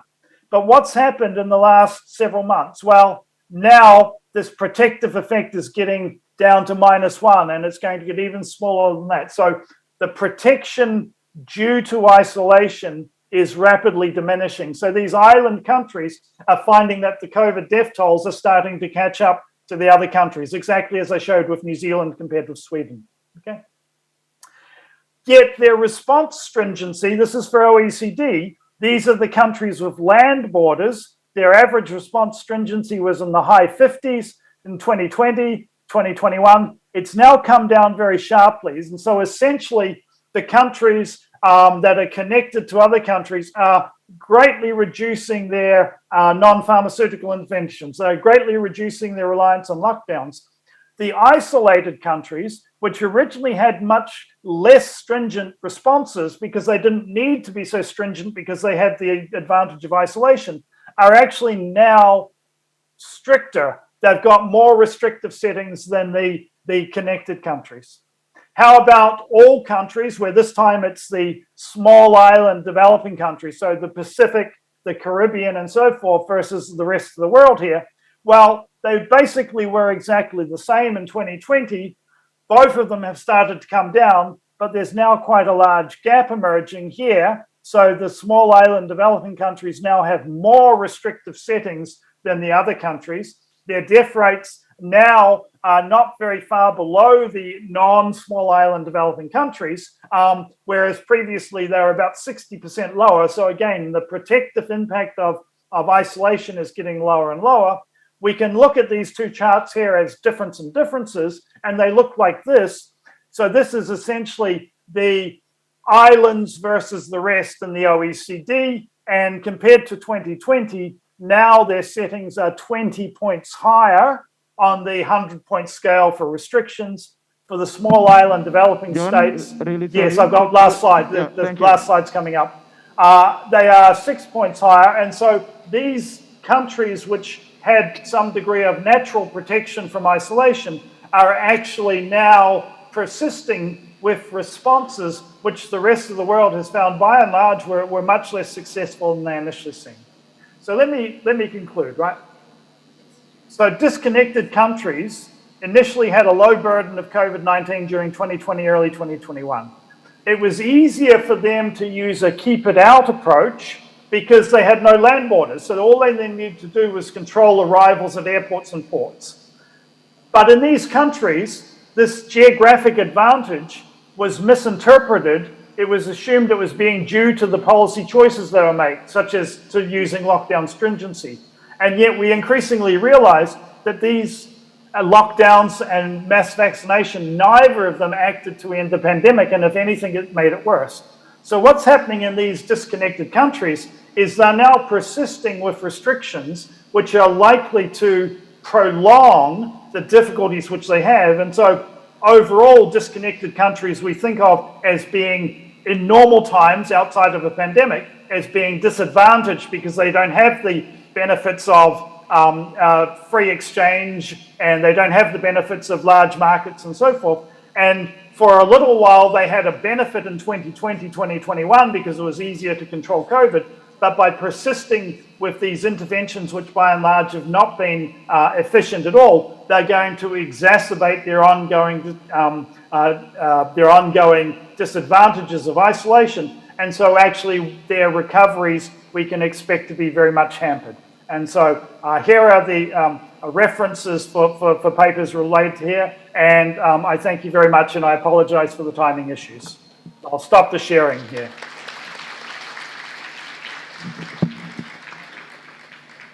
Thank you, Professor John Gibson, for your insightful keynote speech. Thanks for starting with us. Ladies and gentlemen, give applause for Professor John Gibson.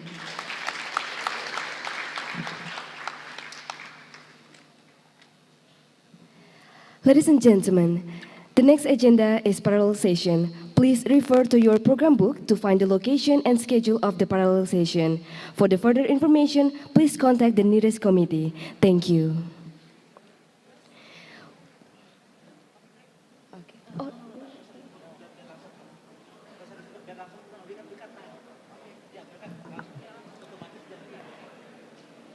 Ladies and gentlemen, once again, please refer to your program book to find the location and schedule of the parallel session.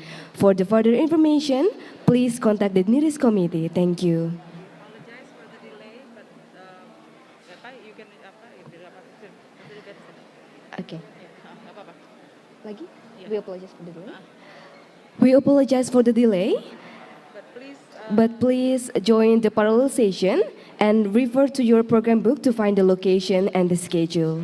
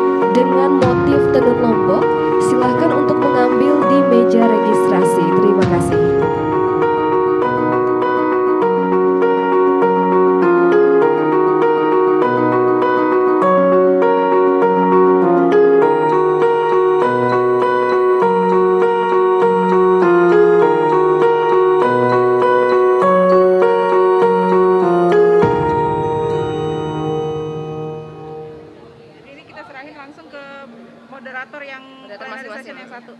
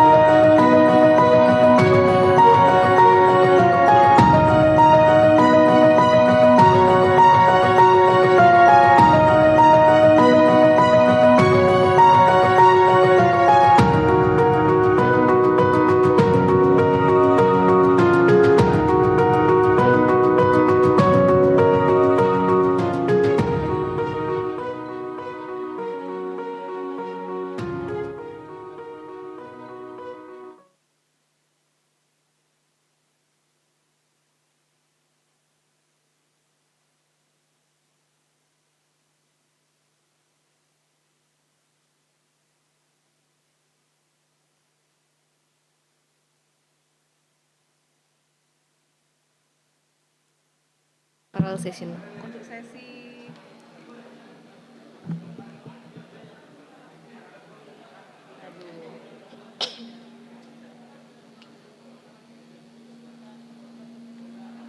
Special session. iya, untuk judul special sessionnya itu apa, lupa saya.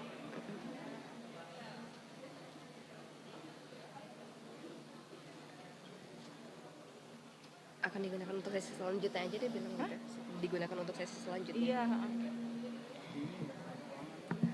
C. Kepada Bapak Ibu yang berada di ruangan ballroom, kami persilakan untuk menuju ke ruangan masing-masing sesuai dengan yang ada di buku programnya masing-masing. Karena sesaat lagi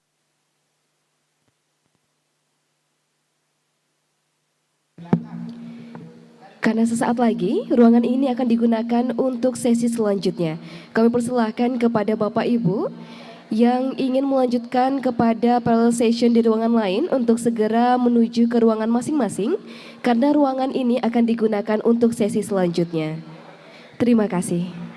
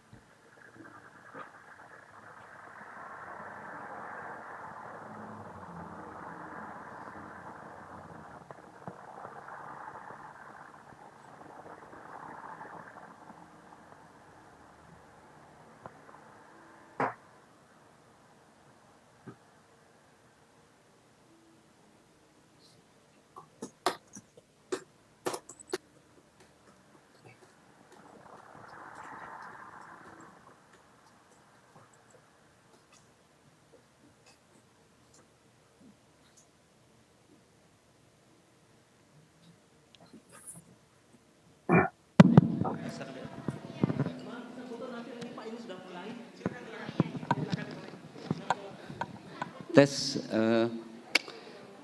hi, everyone. Before we start, let me check with each of you if you are online.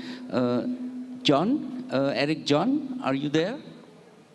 Yes, hello. Great, hi, thanks, John. John Kim, are you there, John?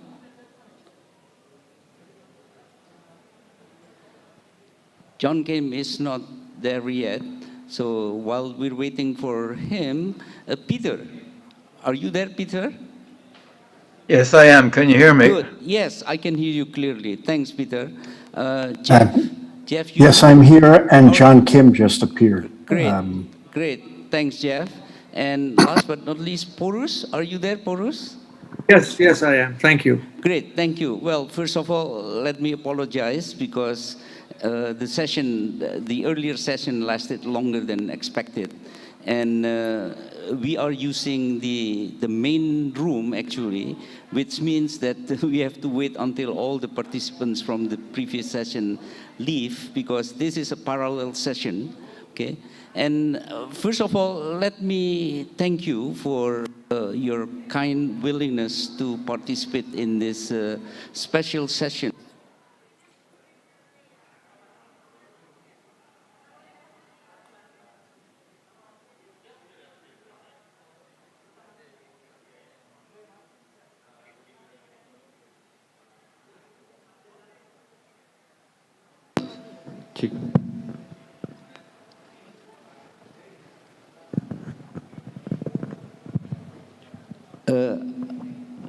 Where's the picture? It's gone.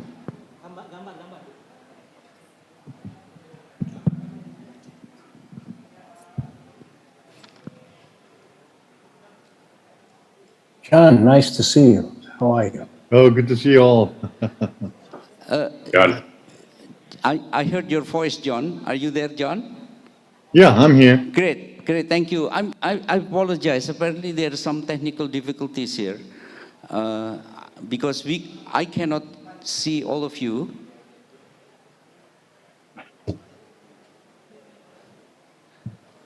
Yang tadi kenapa? Yang tadi? Tadi sudah jalan baik, kenapa?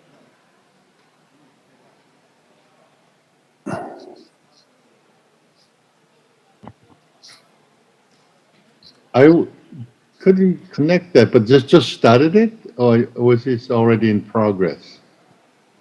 No, we just started. Oh, it started, okay. Okay, so again, I'm sorry for the technical difficulties, but let me make it short.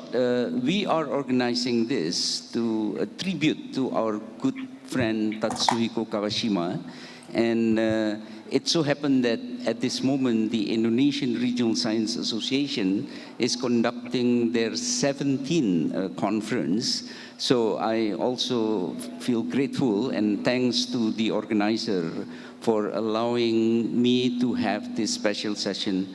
So we have, well, originally we have 20 minutes for each of you, but due to the time delay and so forth, would you mind if each of you just share your thought and whatever you want to say about thoughts in 15 minutes, and then hopefully towards the end, after all of us share our views, maybe we can spend a few minutes to have a sort of open dialogue, okay? So just because I'm seeing you on the screen now, just to see the sequence of the screen, can I ask Eric first to share your view, Eric? Sure. And can I share the screen? Sure. Okay. Organizer, dia mau presentasi PowerPoint. Okay. Can you see this PowerPoint now? Yes. Yeah, I see it, yeah. Here's that you can. Wait a second, okay. This is the wrong one, not this one. Bukan ini. Yang dia yang akan pasang. Dia akan presentasi.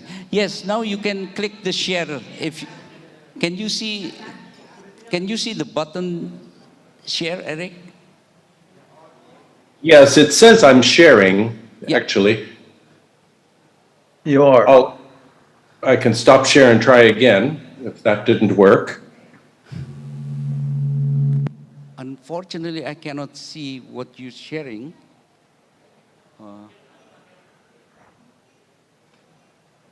Can you all see this? Yep. Yeah, I see it. Yeah. Oh, so 5 of you can see, but we cannot see it from here. Yeah, I can see it. Yeah. Okay, well, okay, now we can see. Yes. Now we can see John, so go ahead. Eric, sorry. I'm Eric, by the way.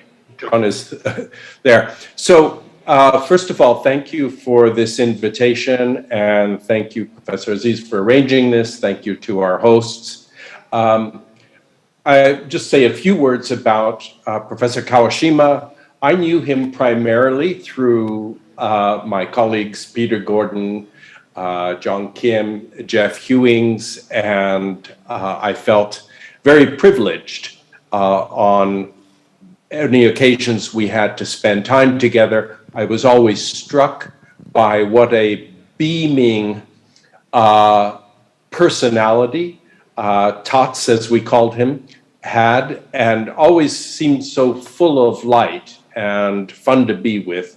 And so I do feel it's a real honor to be invited to join those who knew him even better, much better than I did, to share in this tribute to him. And it was also, I'm also very glad to have the opportunity then to go and to visit some of his works that I've not seen for quite a while. And so that was also a pleasure. And because I know that Professor John Kim has a title about revisiting Professor Kawashima's work, I thought, well, he's maybe going back to it, but in my own case, a lot of this is me becoming familiar with his method more than I had been before. So I'll just give a few remarks here, because I know we're pressed on time, to give some thoughts about this method of Professor Kawashima's. And I'm sure others will explain it better and in more detail, but essentially, this is as I've come to understand it, this ROXY method, and I'm referring primarily to a paper that he wrote, published in 1993, where he explores and lays out the mathematical properties of the index in more detail. But I also managed to look through quite a few of his papers that apply the method in to different applications. But it's apparent that the method itself was motivated by work done by Professor Claassen that was looking at the patterns of growth of urban areas, and in particular, patterns of centralization, decentralization, counter-urbanization, re-urbanization, et cetera, these patterns. And Professor Claassen's work looked primarily at level changes, and Professor Kawashima introduced an index that would look at essentially growth rates. And again, Professor Claassen's original model, as I understand it, looked primarily at a kind of central area and then the peripheral area of urban of metropolitan areas, whereas Professor Kawashima's ROXY method would be applied more to what we might think of as raster grid-based data in a kind of XY coordinate, a spatial plane. And Professor Kawashima's index was a way of summarizing the manner in which growth of a metropolitan area was evolving over time. And in particular, looking at how more central areas were evolving relative to decentralized areas. So that's my basic understanding and overview of what the index is about. The ROXY index, I think, is this I believe is named after this ratio of X to Y. I'm told he was also playing with a standard error of X over Y. I'm not sure what the acronym would have been in that case. So one example that he used, it's actually in this 93 paper, is a good example looking at the growth of Tokyo metropolitan area.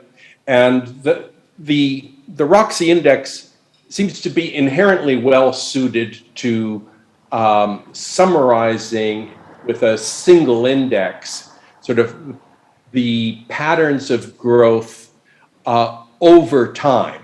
And so looking at which pixels, as it were, which elements of the XY grid were growing at faster rates and slower rates, and observing this over time.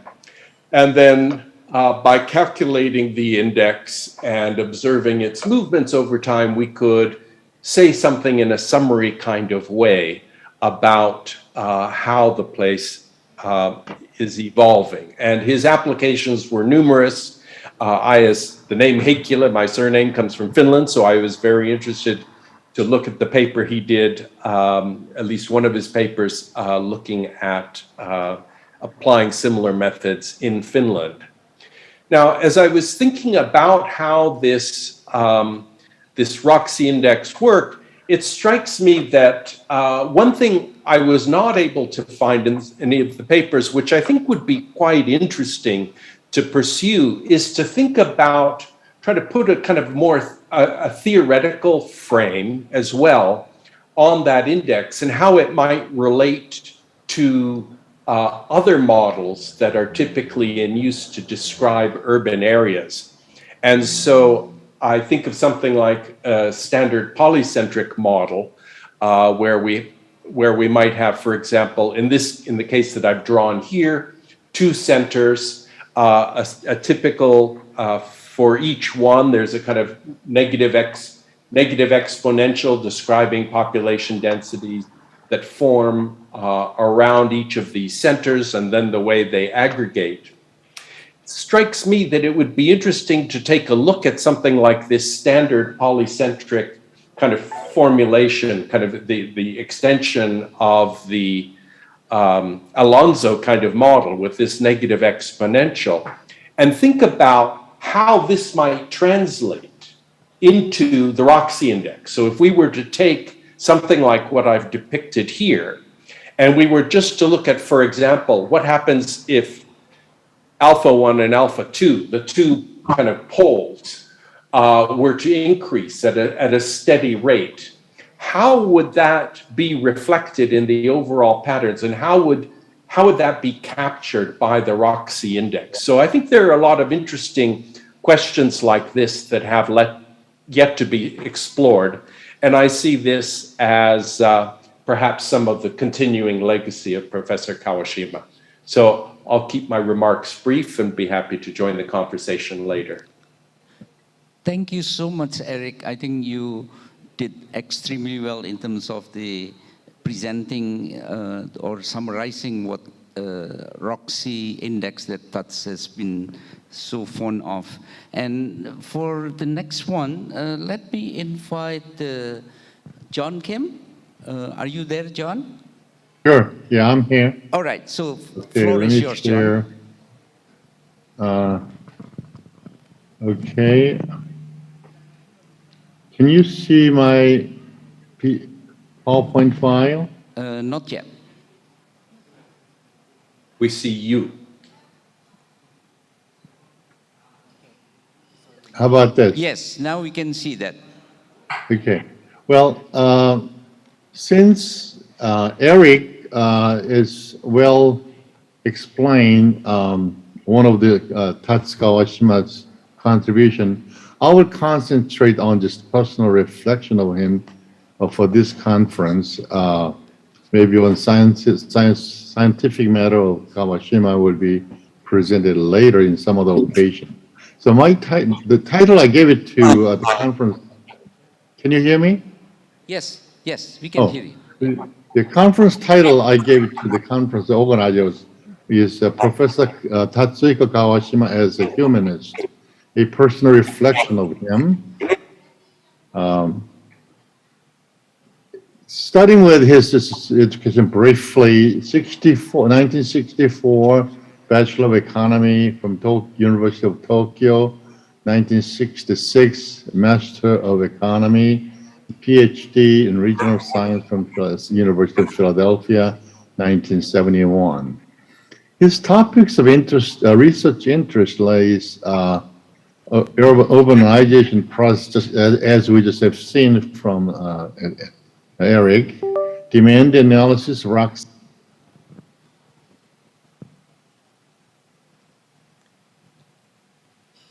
We are losing you, John. Yeah? Okay, now you're back. Yeah. Agglomeration economies. So there's a few areas that is overlapping with me. His research area includes, among many, humanities and social science / economic policy, humanities and social science / economic statistics, econometrics, and the humanities and social sciences, theoretical economics, and regional science. Actually, his action research include rural region in Thailand, voluntarism, NGO, official development assistance or ODA, international collaboration. I think we have the same photo here, but I found the right word to accurately describe Tatsukawa Shima, a humanist. Dictionary.com define a humanist as a person having a strong interest in or concern for human welfare, values, and dignity. A person devoted to or versed in the humanities. A student of human nature or affairs. A classical scholar. That's exactly what Kawashima is. He never used email. He refused to use email. He kept sending postcards like this one. At the same time, as a humanist, he cares for others. The action research for needy in Thailand, and numerous. And I have an opportunity to meet with him in numerous meetings in USA, Korea, Japan, and Indonesia. So at the same time, he lives a very modest life. He was a full professor at one of the most distinguished universities in Japan, yet he didn't own any house and lived in a faculty house until retirement. Continuing his as a humanist, he was so humble. He was the in-law, it's the in-laws of the emperor, but still same humble educator. And he always smiles, speaks gently and persuasively. Oh, is another, okay. And as I said, handwritten letters all the time. Just doesn't want to use email. Even I asked him, you use fax, but fax is a machine, but you use that. And he said, well, at least I'm writing in something in my hand, but I'm sending that to you. So he refused to using emails, and sometimes that gives him pain on the neck. But it was his way of touching hearts to hearts. This is one of actually it's the last one I received them from him as a postcard. The personal note. Once we traveled to Finland together from Sweden by renting a car, and this photo is we were at the border between Finnish and Swedish border. We found one small log in a wilderness area, and they spent one night there. He was just like a young boy. You want to remember that Puncak, we had a lot of durians there. Yuan, do you remember that? Can you hear me, Yuan? He loves durian. Of course I And do. Of course I do, John. he once tried to smuggle durian to Japan, and he was confiscated in the Absolutely. customs office. Yeah. My father-in-law was a Yale, and then he helped my father-in-law in Japan when he was in hospital.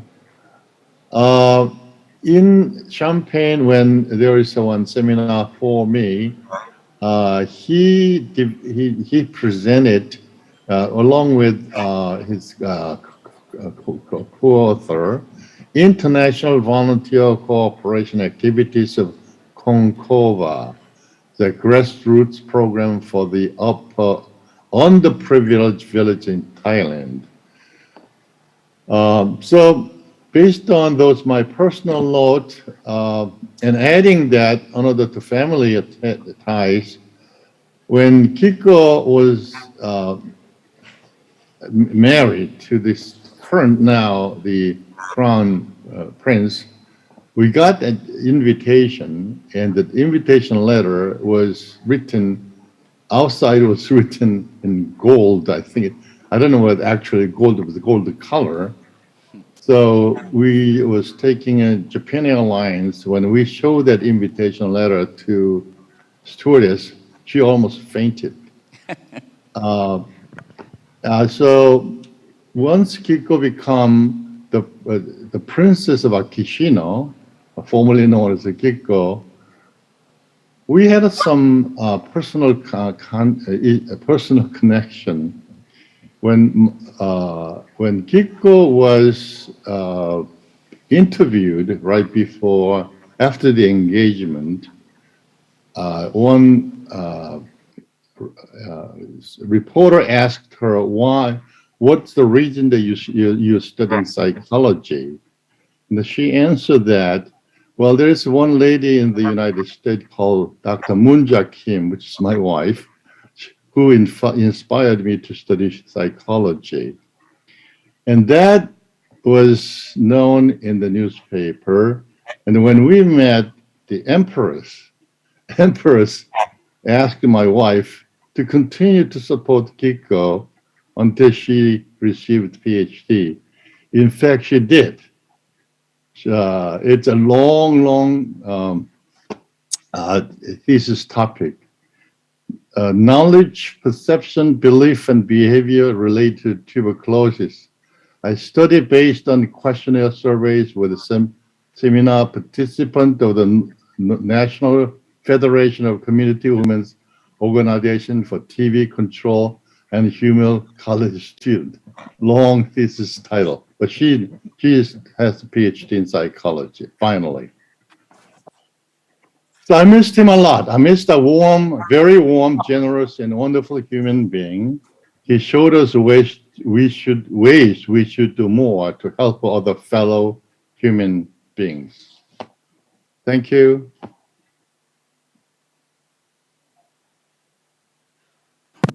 Thank you so much, John. I mean, what you are, saying few words in the last few minutes is not only bringing back good memory with us, but I feel that he is with us now and listening all the things that we all saying about him. So without further ado, let me move to Peter Gordon. By the way, I apologize. I'm not a good moderator here. I forgot to mention about the university where each of the speakers are associated with. Eric John Heikila, the first speaker, he is associated with the University of Southern California. And John Kim, who just spoke, he is associated with the University of Illinois at Urbana-Champaign. And our next speaker, Peter Gordon, he is with the University of Southern California. Peter, floor is yours. Thank you. Can you hear me? Yes, we can. I hope so. Wonderful. I'm Peter Gordon in Los Angeles, Tatsa's longtime classmate and friend. The American writer David Brooks, you may know, wrote about two virtues, He called them resume virtues and eulogy virtues. And Brooks worried that most of us think mainly of the former, when the latter are clearly more important. How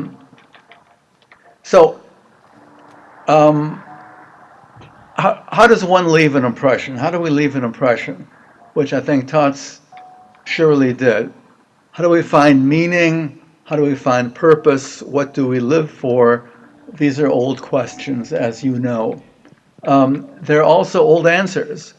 Plant a tree, write a book, have children. We hear those often. But my friend Tots Kawashima, as you've just heard, had another answer. And I think his answer was that with anyone and everyone you meet, make it leave a profound impression that you have found a kindred spirit, a friend, a true friend. And so what do I remember most about Tots? Well, he always looked at the positive side, as some of you have mentioned. When I would tell him about a mistake I had made in academic life or in personal life, his almost automatic response was, yes, but look at what you learned. It took me many years to understand or to appreciate the deep wisdom of Tots Kawashima. The sociologist Mark Granovetter, as you may know, wrote about the strength of weak ties. So we don't know whether Professor Granovetter ever met Professor Kawashima, but Tots Kawashima performed as though all ties were strong ties. That's a very special attribute. Tots' nature was always to seek ties and to wish them to be strong ties. I recall on one of his visits to Los Angeles, I took Tots to the airport, and on the way out he handed me a thick pack of postcards. As you've heard, he liked to write handwritten postcards to everybody. And since they had no postage, I had to look at the addresses and the names and all that. Of course, this thick pack of cards of addressees was kind of a who's who in regional science. And as you know, Tots made it a habit to maintain lifelong correspondences with people he had met throughout. Tots and I went through the regional science program together in the late 1960s. We often studied together. We enjoyed each other's company. On one occasion, in a statistics exam, we got, I think, identical scores. So the professor called us into his office to ask if we had cheated. Now, mind you, it was an in-class exam, and Tots and I are not cheaters, at least he's not. So we'd never been accused of such a thing. So this professor was fooled by randomness, and Tots and I kind of enjoyed that reminiscence for some years. Tots had a manner that was unique, as you all know. When I asked him, what does the Roxy Index stand for? What does the acronym stand for? He casually answered, as you know, ratio of X to Y. So who else could come up with something like that? On a serious note, I think in the post-COVID world, we're all curious. What's going to happen to the decentralization and perhaps the re-centralization of the major metropolitan areas? And I'm sure Tots' students and associates will carry on his work very apropos in that manner. Tots was an internationalist, as has been pointed out, in the best sense. He believed in and seriously worked to promote human solidarity. He was genuinely interested in people he met from all cultures, and I recall walking with him around West Los Angeles when he would visit, and he'd carry a notepad with him, and he was eyes open, ears open, meeting and encountering people as he would, taking notes seriously. And it was the real Tots. He was genuinely interested in the people and the places that he went to. So traveling with Tots was a joy. He was thoroughly eager and delighted to absorb with whoever or whatever he ran into. And I think strangers saw the charm immediately. Depending on the individual, perhaps sometimes in our lifetime we discover the unbearable realization that cherished people and events are gone, of our past, are gone forever. That realization is hardened when we lose a friend or a loved one. Then we really know that cherished moments and memories are gone forever. At his passing, I think it's clear, as some of you have mentioned, that Tots will live in our memories for a very long time. Thank you.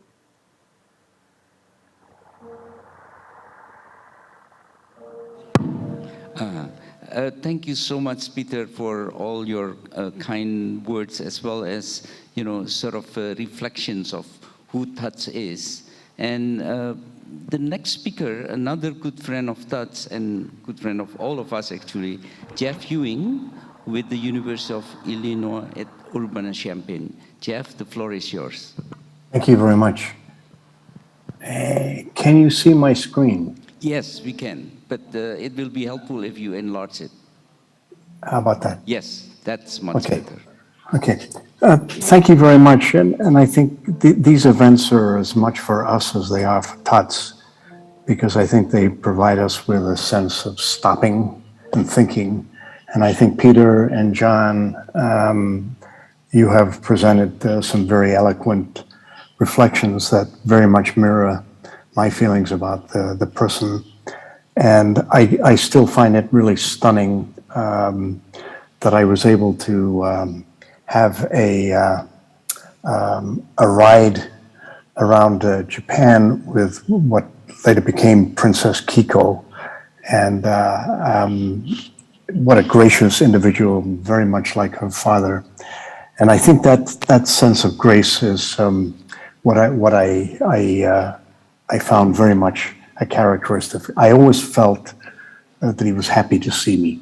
Now, whether he was or not, I don't know. But at least that warmth, that feeling was very much in evidence. This is going to be the basis of a paper, and perhaps, Eric, you and I should talk a little bit about doing something together, perhaps. I have long since been very interested in the internal structure of cities. And one of the contributions that we've heard already about Tuts was development of this ROXY index. And I'm going to go through this very, very quickly, as we know what it is already. The unfortunate thing is a lot of Tuts's work was written and published in Japan, in Japanese. And only a very small subset of that work from the Gakushin University Economics Journal appeared in English. And I think that the most important part of this is sort of focusing our attention on the internal structure of cities once again, and more importantly, on their evolution. And so the contribution that I'm working on here is to look at an overview of his work on spatial structure, the applications of spatial to Japanese cities, and thinking about this to reflect upon where we've taken his sort of interest in something called spatial cycles, and some final thoughts, which I won't get to. But as Eric alluded to, Tuts was very much fascinated with the work, and I think it was originally published as a joint paper between Leo Clausen and John Palink on the notion of spatial cycles, about how the internal structure of cities evolves. And this is a sort of very nice summary diagram that I'm not sure whether it's originally Clausen and Palink or whether Tuts put this together. But I found this to be very helpful, and it sort of highlights in a visual sense the sort of commentary that that Eric alluded to in his paper.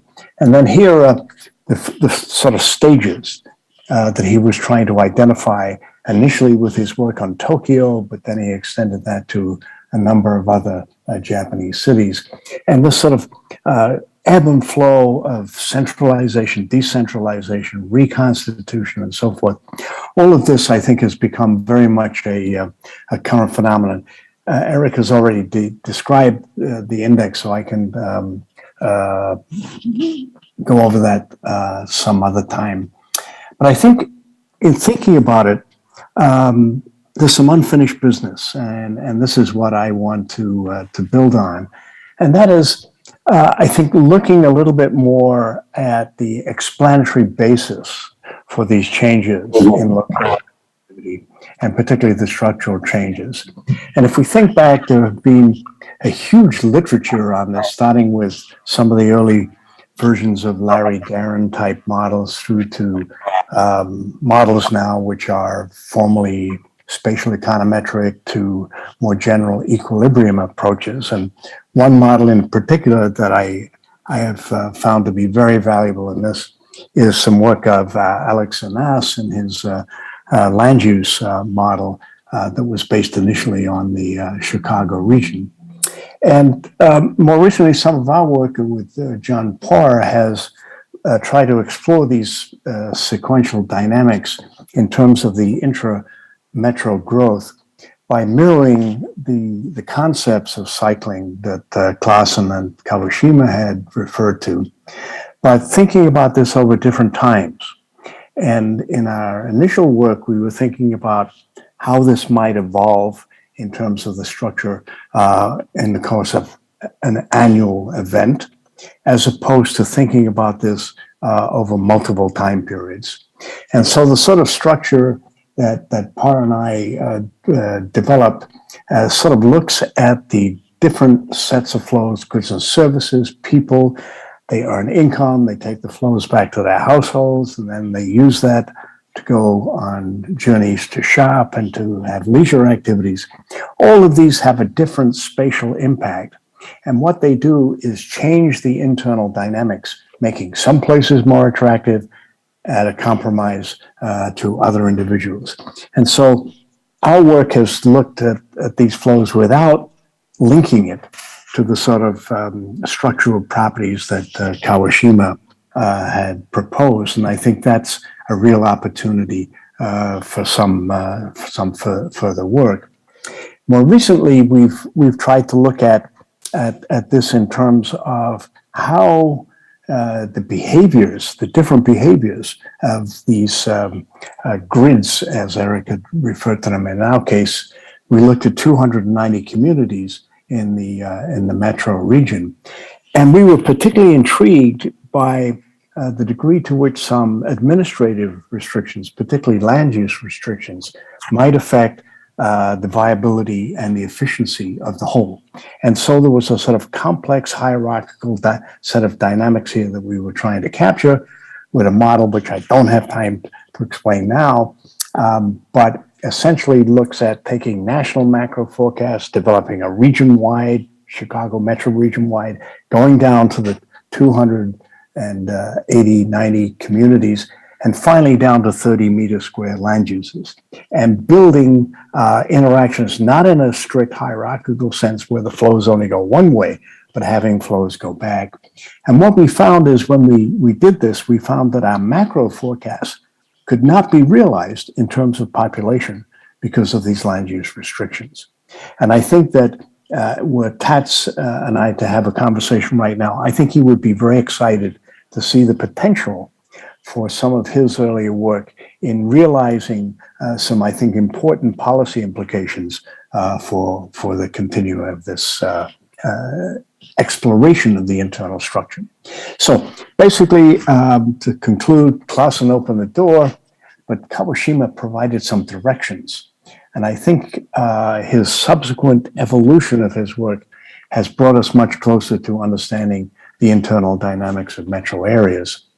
And the notion of there being cycles in the development process has been a prominent feature in the time dimension. We talk about business cycles, innovation cycles, migration cycles, but they are less often featured in the spatial dimensions within metro regions. So I think there's a real opportunity to go back. And of course, pre-COVID and post-COVID, we may be dealing with different impacts of this internal structure, the impacts of working from home and so on and so forth. So what we may end up having to realize is that these cycles may appear and disappear more rapidly than those in the past. And that is my overview of what I hope will be an interesting paper. And thank you, Tats, and thank you, Princess Kiko, for the wonderful tour. And thank you for the friendship.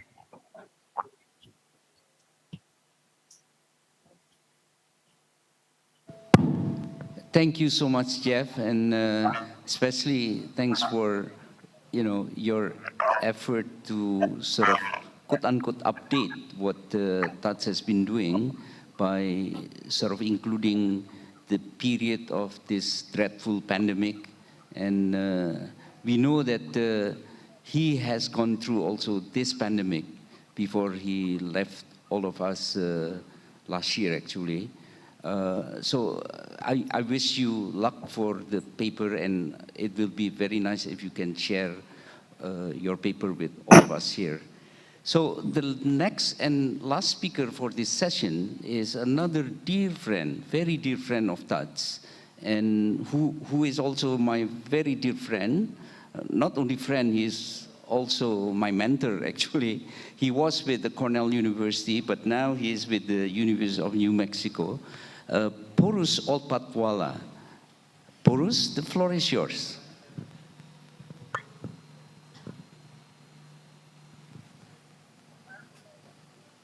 I think you're still muted, Porus. Yes, you are. All right.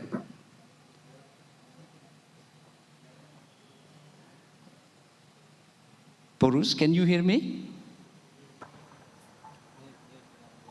I just unmuted myself. Yeah, okay. I'm sorry about that. Okay. Good. As a non-regional scientist, I'm really indebted to Professor excuse me, Porus, the sound is a bit unclear. Is there any way that you can adjust the volume or something? Ivan, you're exposing my my technological shortcomings here. Is this any better? Is that the maximum volume that you can put up? Yeah, Ivan, I'm working off my computer, okay. And this. I think that's fine. I think that's fine. It will be helpful maybe if you can speak a bit closer to the microphone. Thank you. I'll do that. Also, in the recent past, I haven't had much occasion to talk to people through the day. So my voice is strained in that sense. Anyway, I'm really grateful to Professor Fifi and Ivan to join this distinguished panel because I'm not a regional scientist. I met Tats 20 years ago in context with his rural development work. I had done some work at Cornell, rural development, and he asked me to come to Gakushwin to take part in a conference to evaluate the work of Gongova, that someone already has mentioned, the Gakushwin Overseas NGO Voluntary Activity Program. It had been active for 8 years at that time, and I spent 6 short but very, very wonderful weeks with Tats and Ivan down the floor from his Gakushwin office. So even though I haven't seen him since 2005, I corresponded with him and been in touch, but those 6 weeks really embedded him in me, left a deep and indelible mark, and I miss him as much as I think all of you. I was struck by Tats's empathy and intellect during the course of that meeting. His humanity seemed to be universal. He did not exclude anyone, and everyone was in his affection. I'm going to make remarks about him, which you all know, but that January day, it was new to me. At the meeting, his gentle approach and soft-spoken, non-confrontational style resonated with students and faculty, even when he disagreed with them. He was warm and non-judgmental, and this nature was not restricted to students and faculty, but I saw him interact with staff and administrators in the economics department and across the university, and their fondness for him, I know you will appreciate and you will understand. Those who had been with him in the field, which I unfortunately did not have the privilege of doing, kept remarking how he put villagers at ease, he heard them out patiently, and how to make them smile. And making people smile is something a number of you have commented on, and I can attest to. Being with him was to smile all the time, as far as I'm concerned. The January meeting gauged that Gongova had been a success. It had a goal of empowering the practice of international development activity, and this had worked over the 8 years with his faculty and students helping probably, I think it was 400 families and 2,000 individuals. They had a second goal of enhancing the educational value of work like this. And here again, all the students who commented that day said they'd found a newfound appreciation and mentioned repeatedly Tutz's enormous influence on this aspect of their ideas and actions. Tutz wanted to use his experience with Gongova to analyze with greater precision why individuals choose to participate or not participate in volunteer activities. He and a colleague, Runako Samata, built a theoretical model to explore the basic characteristics of demand for volunteer activities and constructed a curve for volunteer programs. Tutz saw this as a first step in the establishment of what he described as a new paradigm of the economics of volunteerism. I'm sorry that I don't know if he followed up on that, but perhaps some of you might know if that happened. Tutz focused on agglomeration as a component of demand, and this turned out to be a critical factor in the decision of whether or not people volunteer. The larger the prospective size of the volunteer group, the more likely it was that someone would join the volunteer activity. Much of the discussion at that meeting was about a problem that is common to community projects, how to take to scale a very worthwhile and successful activity. Gongova had a few exceptional characteristics that actually came in the way of such scaling. Principal amongst these was Tutz himself, an exceedingly energetic, charismatic, happy, and empathetic leader. This would be difficult to replace. On the other hand, thanks to his careful mentoring of younger faculty, the pedagogic side of the activity was more stable. I don't know if Gongova has proceeded beyond the next few years. I tried to go online to find out information about the activity, but unfortunately I found nothing. That's his decision to apply agglomeration to Gongova, I thought can be considered a model of the expected extension of his lifelong study of agglomeration and urban growth. I went back to some of his writings after Ivan invited me to join you and tried to take a non-regional scientist perspective on his work and came up in general with some of the main issues that folks have mentioned here, including and especially the Roxy Index. I was intrigued by Tutz's work on intercity agglomeration, where he argued intriguingly that population redistribution patterns in city systems are independent of social, cultural, economic, historical, and geographic differences. I don't need to explain to you its basis for that, but I was intrigued because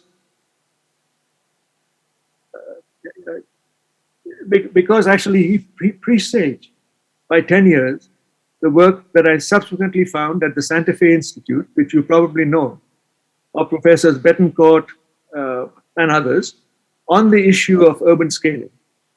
I actually wrote something in response to their work, but here I want to offer an alternative concept to them and to Tutz about social and economic universality from my own experience.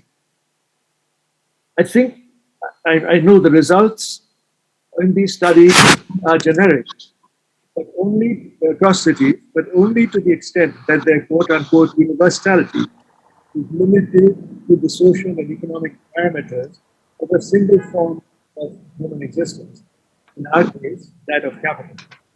I suspect if the same types of investigation were conducted in one of the Western socialist economies, those results also would be generic internally, but they would differ from the results obtained.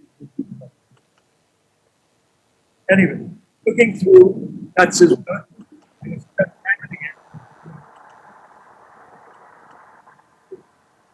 integrity and his humanity. Mostly presents his finding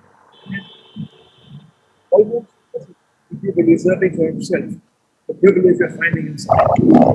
Excuse me, Porus, we are losing your voice. Can you repeat the last few seconds or few sentences? I'm sorry about that. I could blame New Mexico where I am, but I won't. Thank you. All right, I think it's back to normal. Yes. Reading his work, much of which I don't really understand in depth because of my shortage in mathematics, I was struck by his humility, his integrity, and his humanity.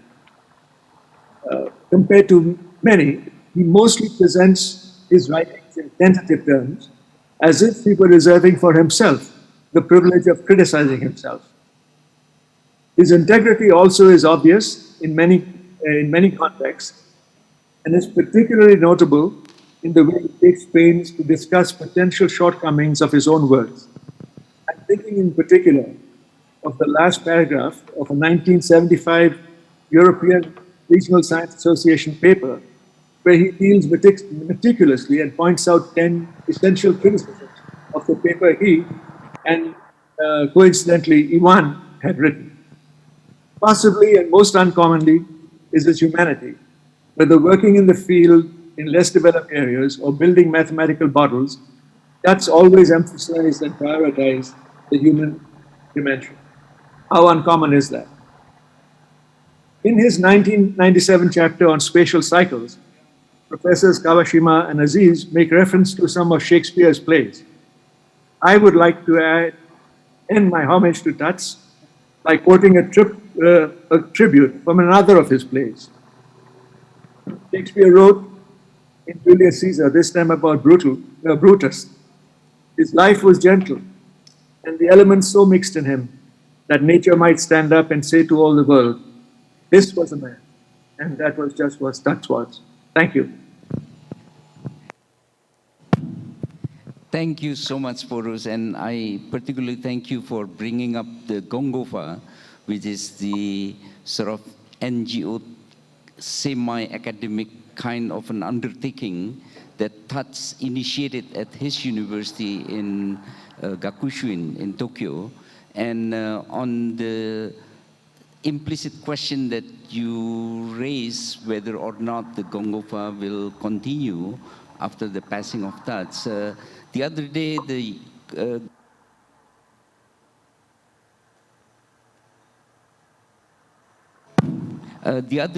Gakushuin University informed me that they will keep the Gongofa, so they will continue with the Gongofa activities. So thanks so much again, Porus.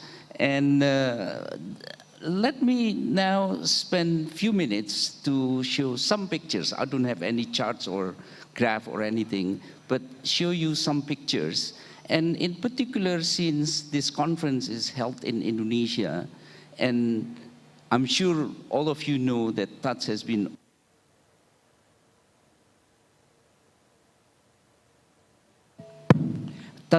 very active, and he loves to come to Indonesia as often as he can.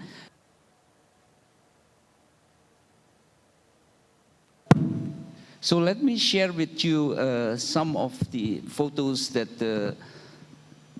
that some of us took when he was visiting Indonesia. When he was visiting Indonesia. So can someone show the PowerPoint, please?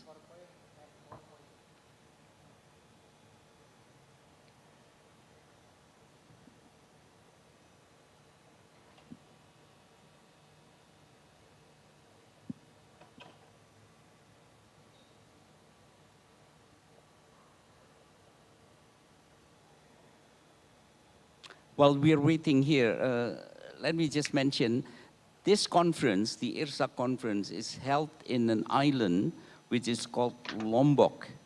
And it so happened that the first overseas trip that Tats made with me after his surgery, we all know that he had a major surgery, was coming to this island. So I thought it was very sort of coincidence, and we are so happy to learn that Tats has visited this island. That's why I said earlier that I feel that Tats is with us now. So I will show you some of his activities while he is here. But let's wait until the PowerPoint is on.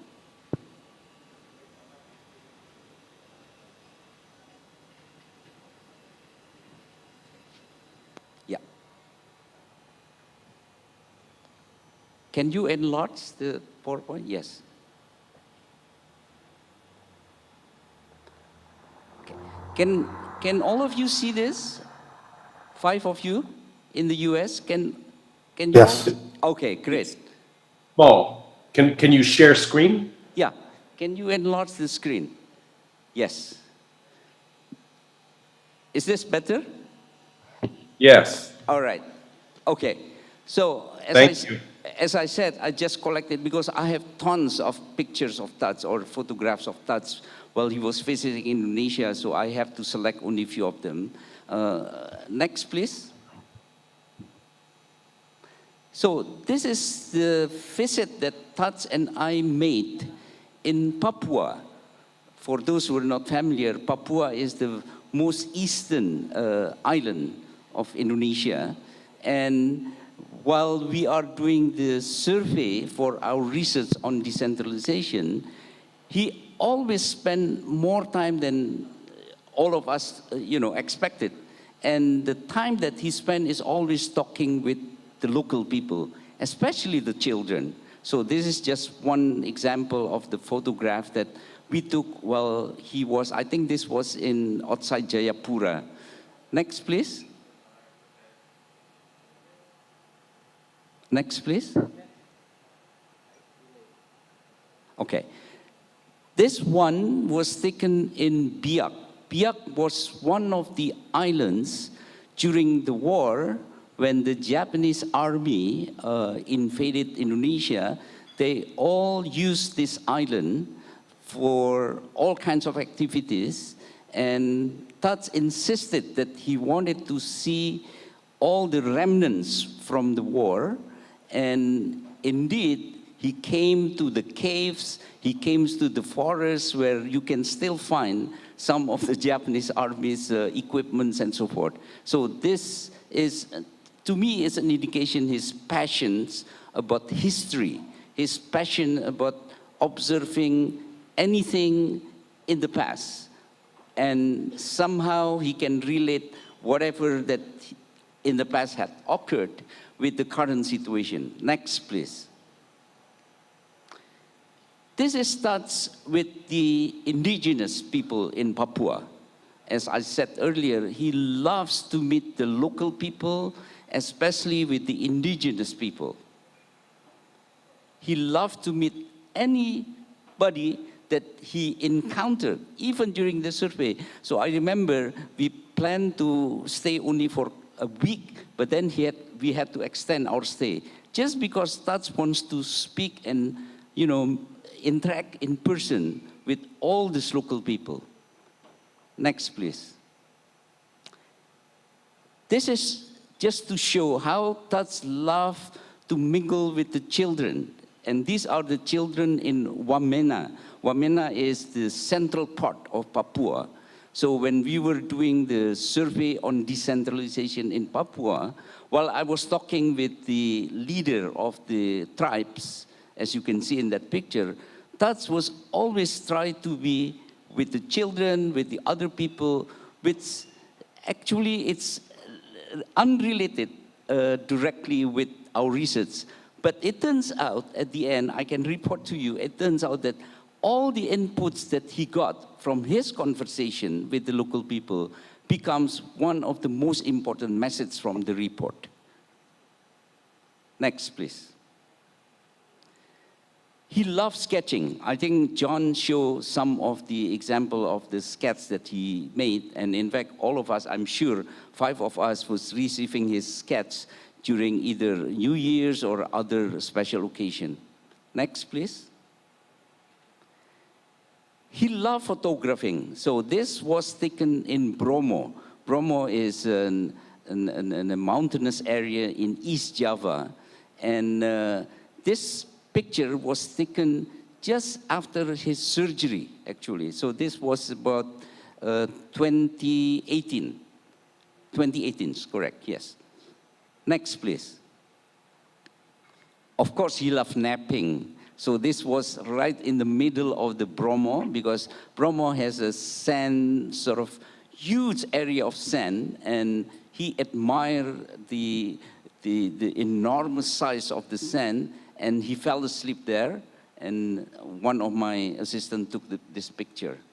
Next, please. He loved joking with animals.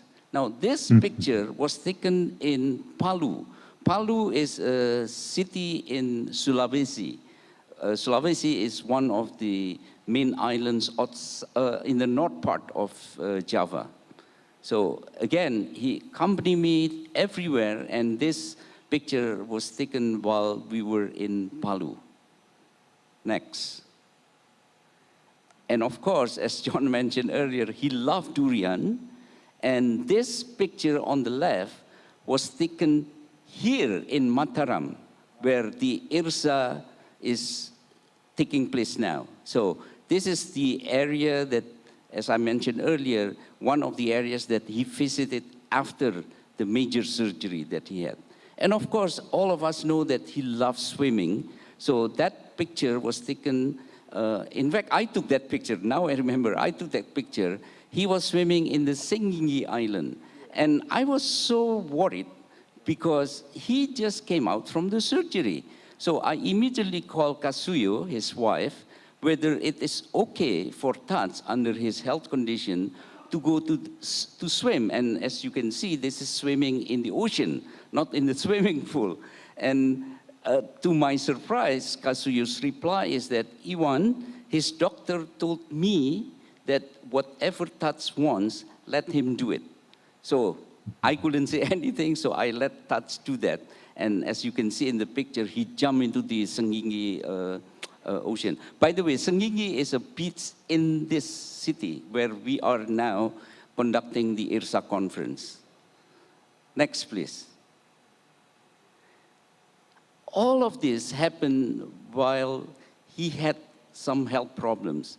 As you can see in these 3 pictures, he had to be helped, even just walking. So fortunately, I have one of my assistants who keep watching him while we were traveling. So someone has to hold him, or sometimes he hold myself, because he cannot walk easily.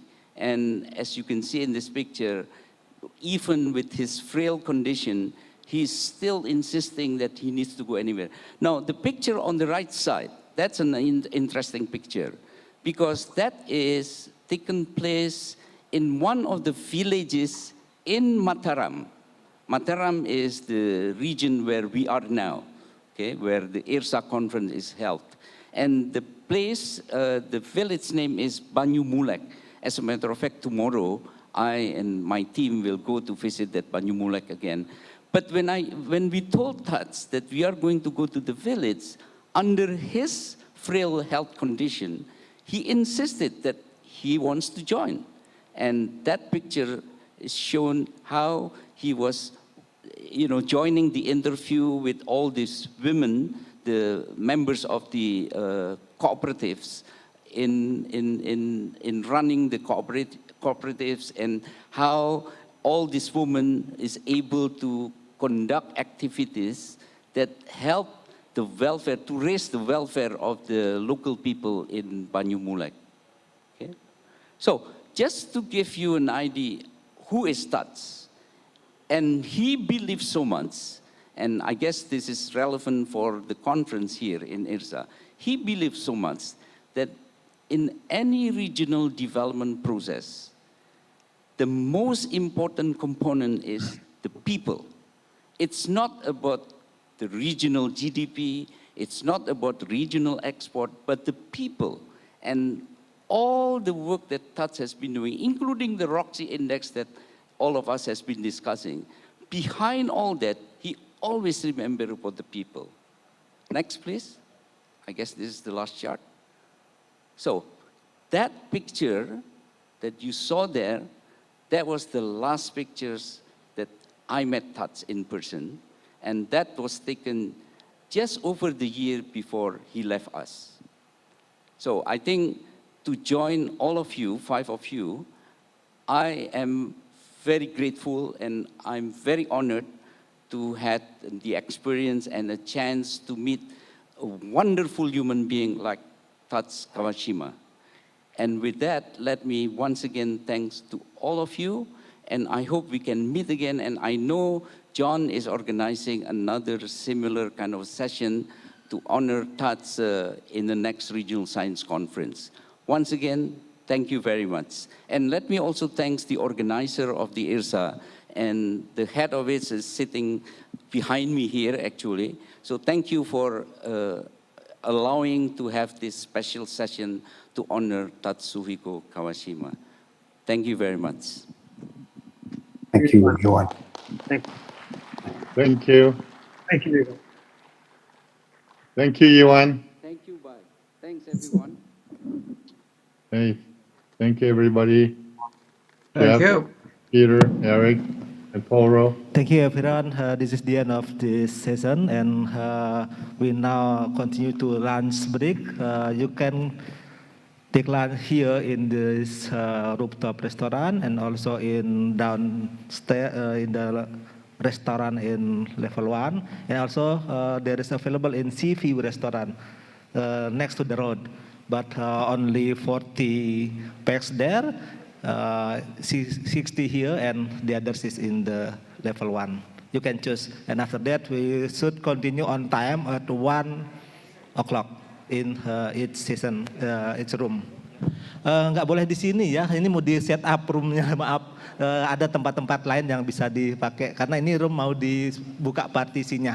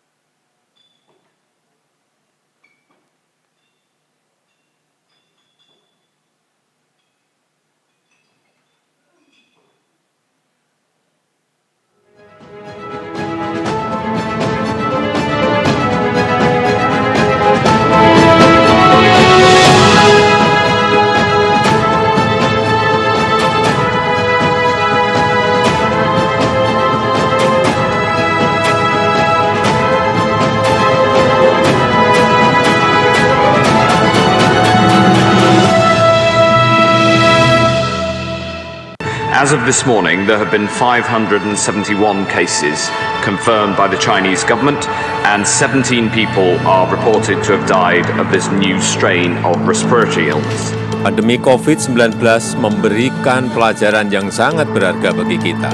Ketahanan, kesehatan, dan kesiapsiagaan dunia terhadap pandemi ternyata tidak cukup kuat. Jutaan orang yang kehilangan nyawanya dan perekonomian dunia pun mengalami keterpurukan.